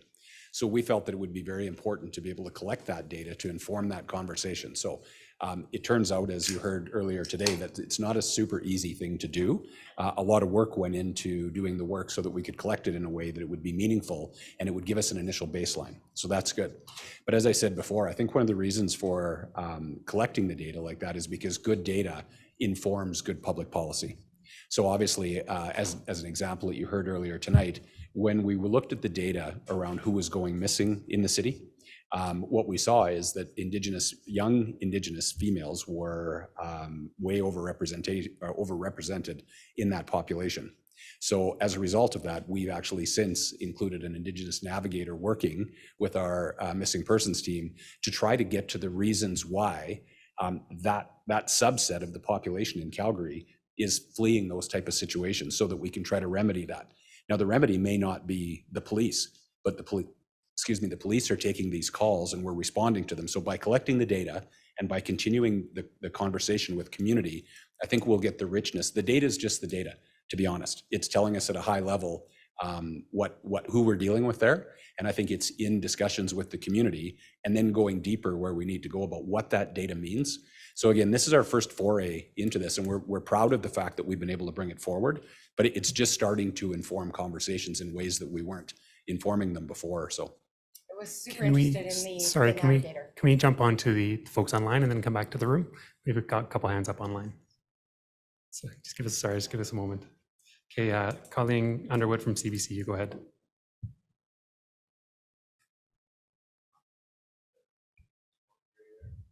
Colleen, are you there? Do you still have a question? Okay, we've lost our Tiffany Goodwin. Are you there? Sorry. Oh, sorry, go ahead, Colleen. Yeah. Sorry, too many mutes. Unmute. Hey, I know that this was brought up at the commission, but I'm just wondering couple of things about the way the data was gathered. As far as police perception, is there a reason why, or is there a way to improve upon why you used police perception, not self-identification? Yeah, so, oh, sorry, we're good? Good. Colleen, you still there? Yes. Okay, so that's one of the, oh, hang on, we're still getting some feedback. Okay, that's one of the accepted ways that Sorry, Colleen, we just need you to mute while he answers. Colleen, that's one of the accepted ways that information is collected. One of them is obviously officer perception. The other is to ask. And so again, because the data that we had, it was based on officer perception. I think the team talked about the fact that they data mined some of that information out of our RMS as well to be able to fill in some of the gaps. So again, one of the things that I think is really important is when we first start to collect this data, is there's limitations, which we spoke about earlier on.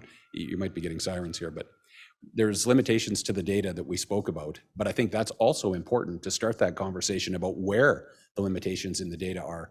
I think it was also mentioned that Statistics Canada and through the CACP are working on a protocol, would be a standardized protocol for the collection of the data that would do both, that would actually still record officer perception, but also ask people as well.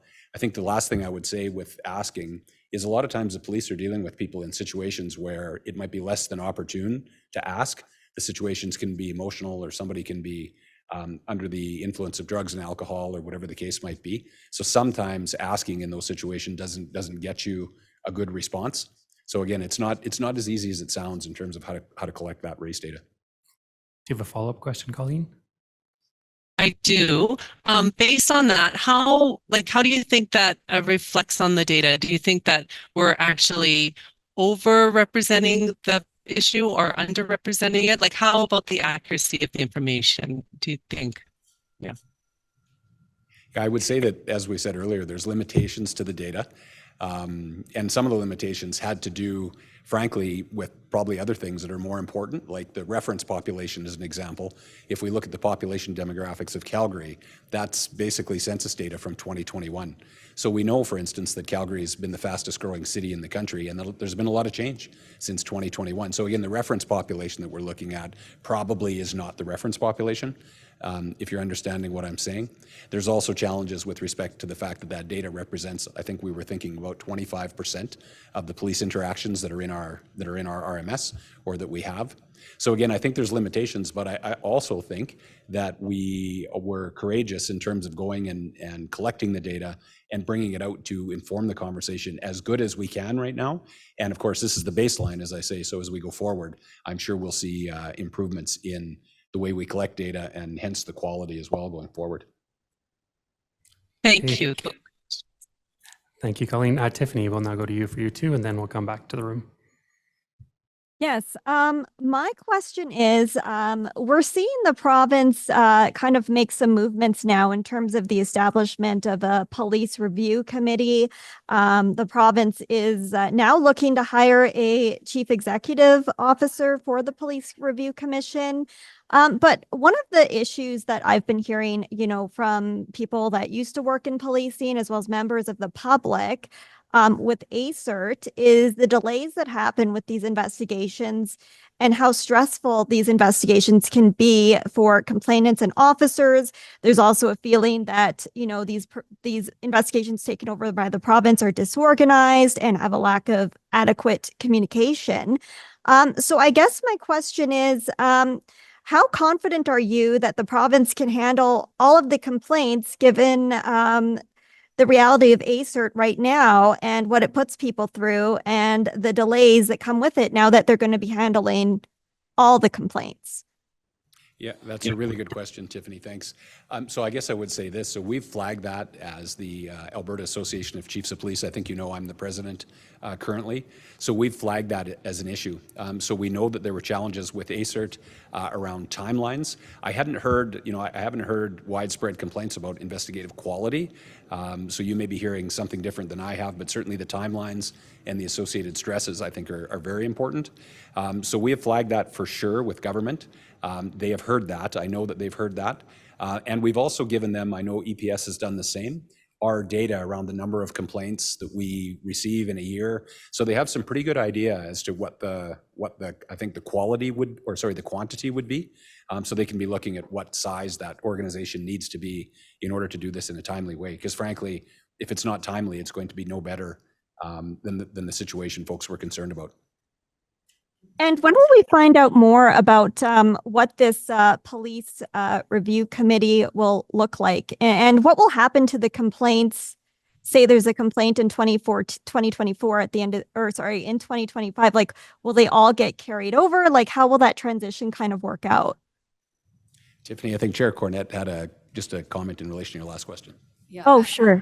Sorry, and I just wanted to share that the commission is also very much aware of that, and we've also been advocating to say that there's issues currently with ACERT, and so as they go forward, yes, some of these changes are needed, but they need to make sure that the resourcing is sufficient so that we can do the investigations and have results in a reasonable time period. So I'll address your other question. So we're not certain just yet. Obviously, some of the details are being worked out, but at the high level, we heard loud and clear from people that they actually were not comfortable with the police service that was a subject of the complaint being the service that investigated the complaint. So we also called for that change, the development of an independent investigative agency. We as policing in the province, the Alberta Association of Chiefs of Police, and that I think was also backed up to the chair's point by the commissions.